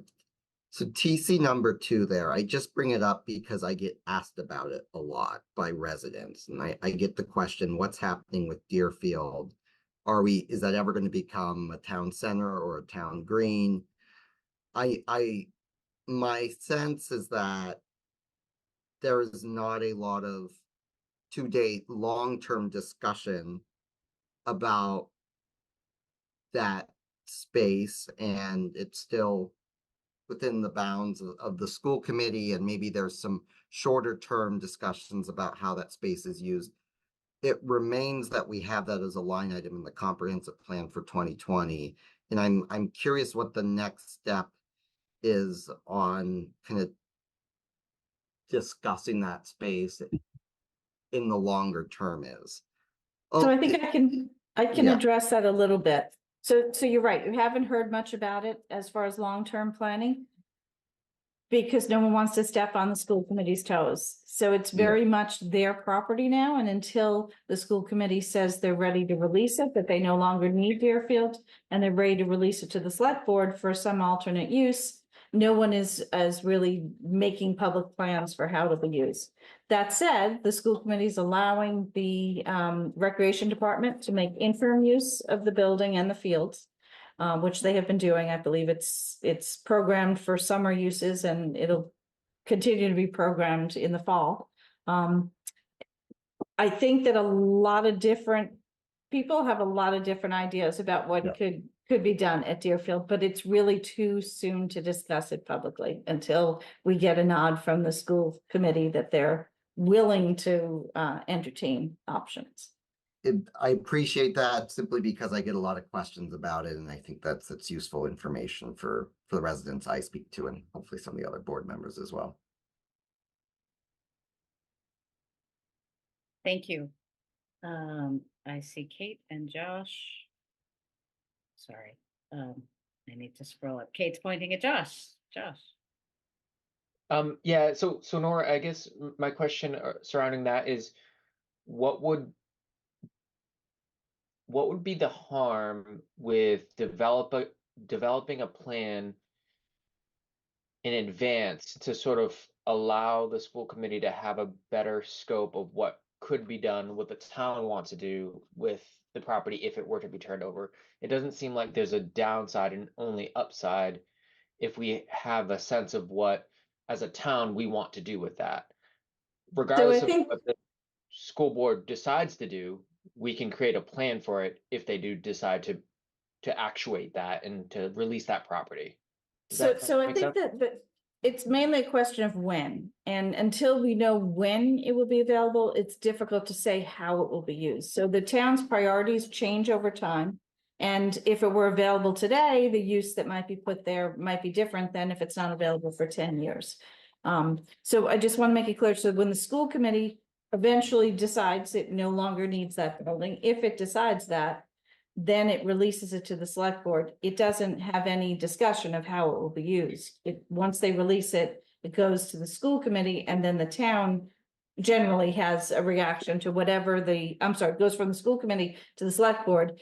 The select board then proposes a use, and whatever use will go there will require funding, and the funding is what will be discussed by town meeting and allocated or not allocated, depending on what the proposal is. So I think there are a lot of thoughts of different uses that could go there, none of which will be discussed with the school committee. They're either going to keep it or they're going to give it. And then once they decide, if they decide to give it to the select board, then the select board will begin discussing those uses. So I think there probably are plans that individuals are formulating, but they're just not ready for public discussion yet. And part of that reason is timing. It's a little hard to discuss what you will do with a project that you don't have. For example, I can give a very clear example. If the school committee had already given it to the town or was notifying the town that we'd have it within the next year, it might be a spot for a temporary fire station, for the fire station project that's going on. It will not be available to the town for that. And so that is not something that we would spend time and energy pursuing, because the timing of the eventual release of the Deerfield, if it's ever released, will not be within the timing necessary for that project. And there are other projects that may come on down the line that'll be looked at in the same way. So it would be premature to publicly discuss how that will be used. But there's nothing stopping people coming out with ideas saying this would be great if we could do that here. It just won't be formulated as a plan until the school committee releases it. Yeah, so I guess that's my point, right? Like, we can start having visioning as either what we would like to see as a community go in that spot, if that were to happen, right? Because there's nothing preventing us talking about it. There's nothing preventing planning board members or just the general population talking about what they would like to see there. But I do not believe the select board, who will, if the school committee gives it up, will receive it and they'll be responsible for developing it. I don't expect the select board to speak publicly about what they wish to see there until there's a more definitive timeline. Yeah, so, but again, like there's a very different perspective around the tactical usage of that property, which would, to your point, be 1 year, 2 year, maybe 3 year in a strategic vision of what that property could be, which would be incumbent on us to start to think about, instead of all of a sudden getting the property, right? Potentially it having to be received, if I'm not mistaken, at town meeting. It would, yes. Transfer would require town meeting approval. Yeah, so then it would go to town meeting, then we'd have a visioning session, would then take another, we're talking about multi-years once we even hear about it. So why not get some of that forward facing and like address it now, when not that we have time, but without extending this potentially 3 to 5 year, visioning, acceptance, et cetera, into actualization. It just seems sort of silly.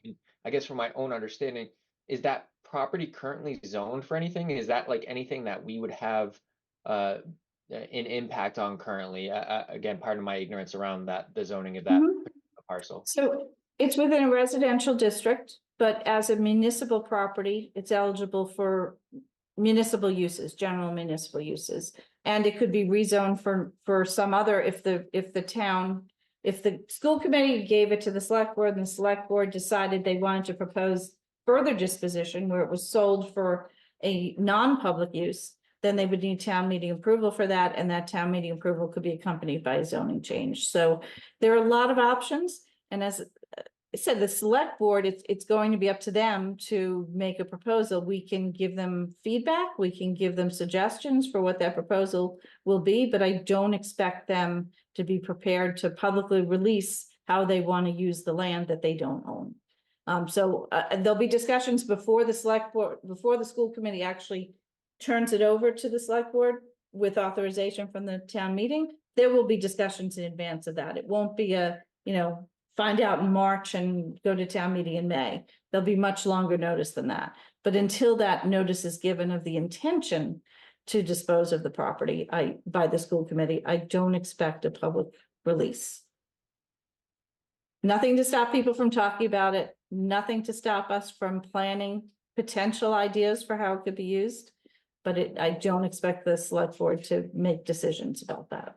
Yeah, and to that point though, too, there's nothing preventing us from starting to evaluate our budgeting against that property that is weighing on the overall school budget, right? The maintenance, the infrastructure, all that as well. So like, it is a timely conversation too. I mean, every year we look at new capital projects that are addressing schools. So it's an interplay, but point well taken that, like, I know we don't want to put the quote unquote like cart before the horse, but I don't think there's any problem with thinking about what the cart might look like.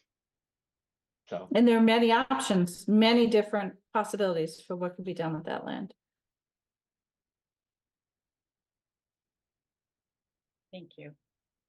Kate, I will get to you, but while we're on that, interesting that I heard you say, Nora, if they give it up, because I think what I'm hearing from the community is people are assuming the school committee will eventually turn it over, but after I finished third grade at the Deerfield and then got shipped off to the Sheehan because they closed the Deerfield, the school committee did not relinquish that property. They held on to it and they actually rented it out to another school for like 30 years and made a decent amount of money off that. So I think I have not talked to anyone, but I think it's wise for us to entertain the possibility that they wouldn't necessarily turn it over ever. Right. So they will only turn it over if they determine that it's surplus property that they have no need for now or in the future. So that determination hasn't been made yet. That is also helpful for me because I get the same questions. So that's a good talking point to share. So thank you. I'm sorry, Kate, your turn.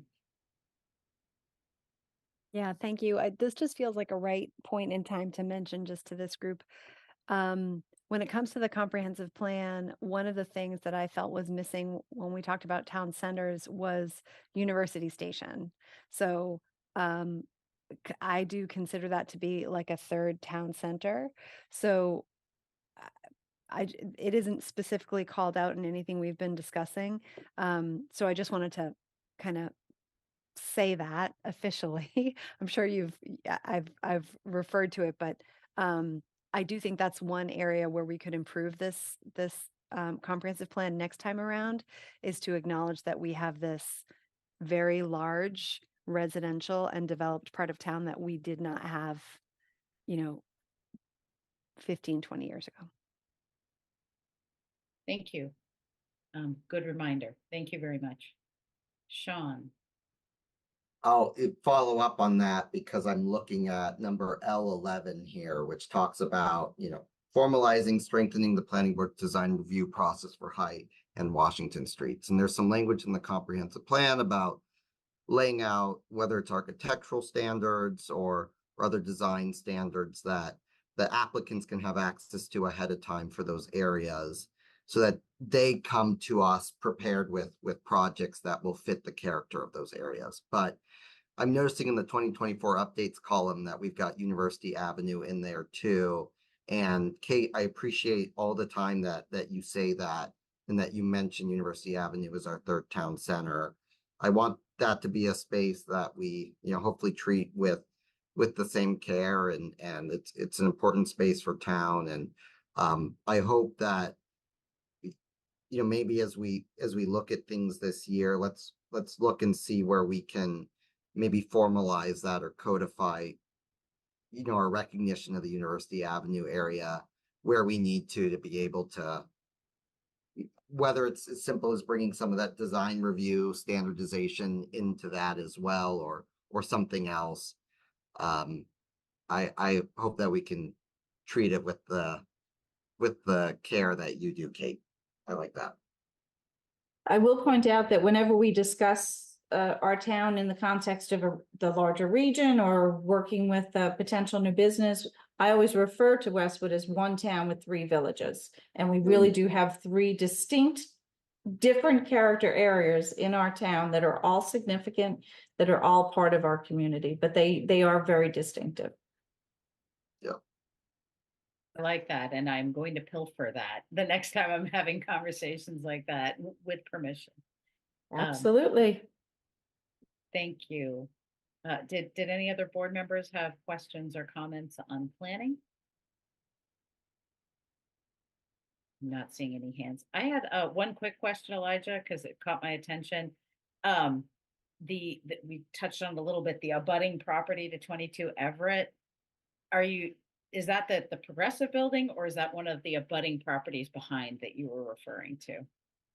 The Progressive building.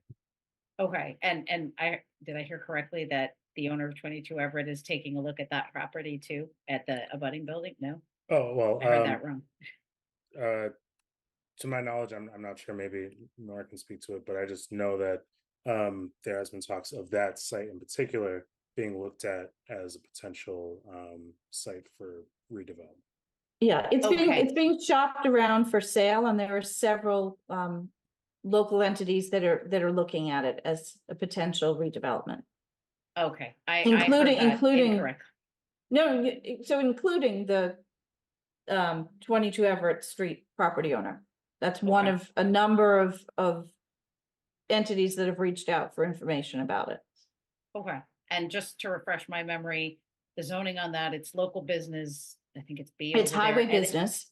Highway business. And it's part of FMUOD 3, I believe, which allows 50% residential use with 50% commercial use, or also allows 100% residential use if it's age restricted.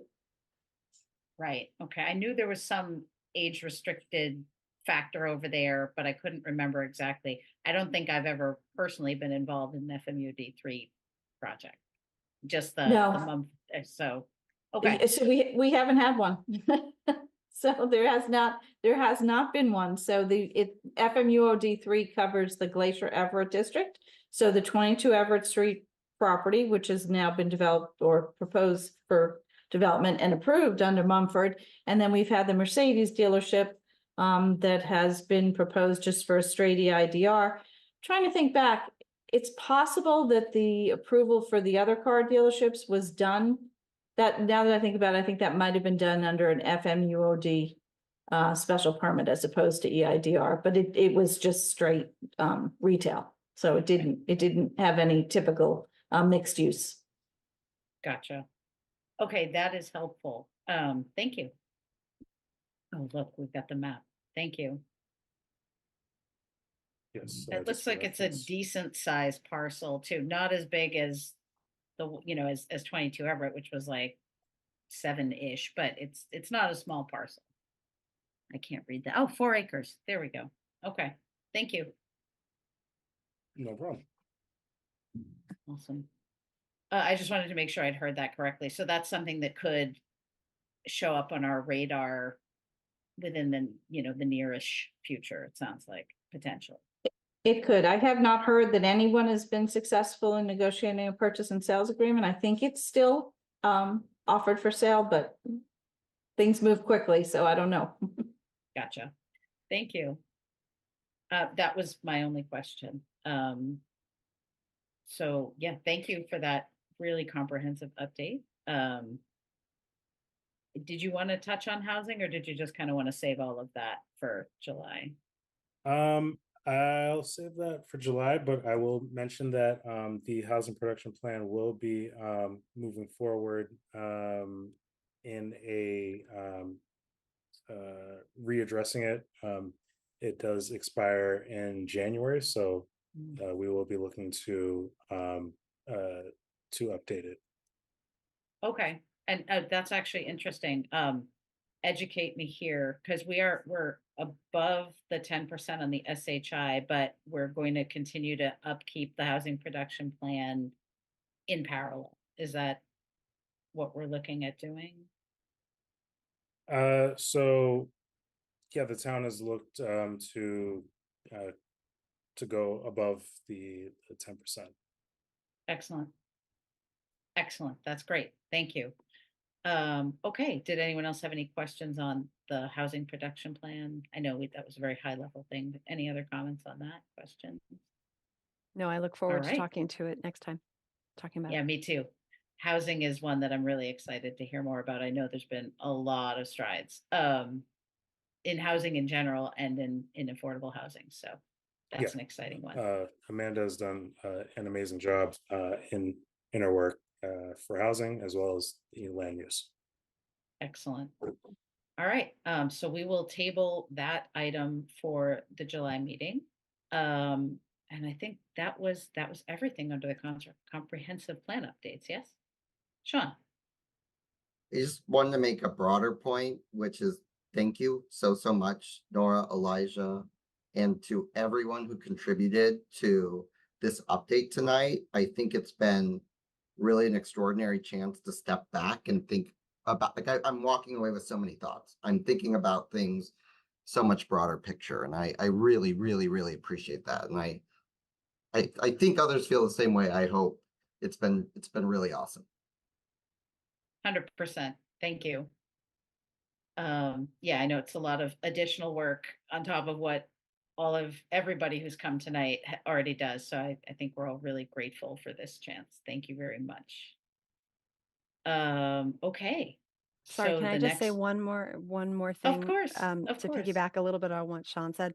You know, I'm sure you guys have heard me a bunch of times when we're talking about different things to refer back to this document to say this is in our comprehensive plan, like this aligns with what we said we wanted to do.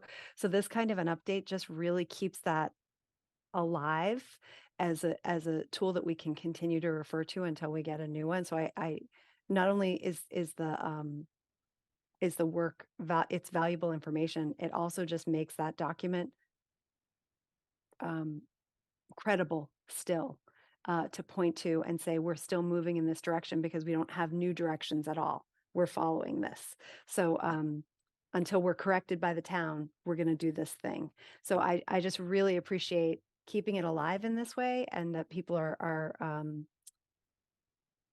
doing the work still that we suggested, that this document suggested. So thanks. Thank you, Kate. And I, for one, always appreciate when you remind all of us and the greater populace that when something comes up, that it is in alignment with the comprehensive plan, because that's a really important reminder. So I do appreciate when you share that and remind us all that we are still following this guiding document. So thank you. Okay, exciting. Next on the agenda is the minutes from the June 4th, 2024 meeting. Did we all get a chance to look at the minutes? Did anyone have any suggestions or comments on the minutes? I didn't have anything. So if there are no comments or suggestions or additions, I would accept a motion to approve the minutes from the June 4th, 2024, 7 p.m. remote participation planning board meeting as written. So moved. She said everything right. I can just say so moved. It's second. Right. I tried. Thank you. Yes. I have a motion and a second. Any further discussion on the minutes? Seeing none, I will take a roll call vote. Kate? Aye. Phil? Aye. Sean? Aye. Josh? Aye. I vote aye as well. Motion carries. Thank you. Minutes are approved. Next agenda item, updates from agency and committee representatives.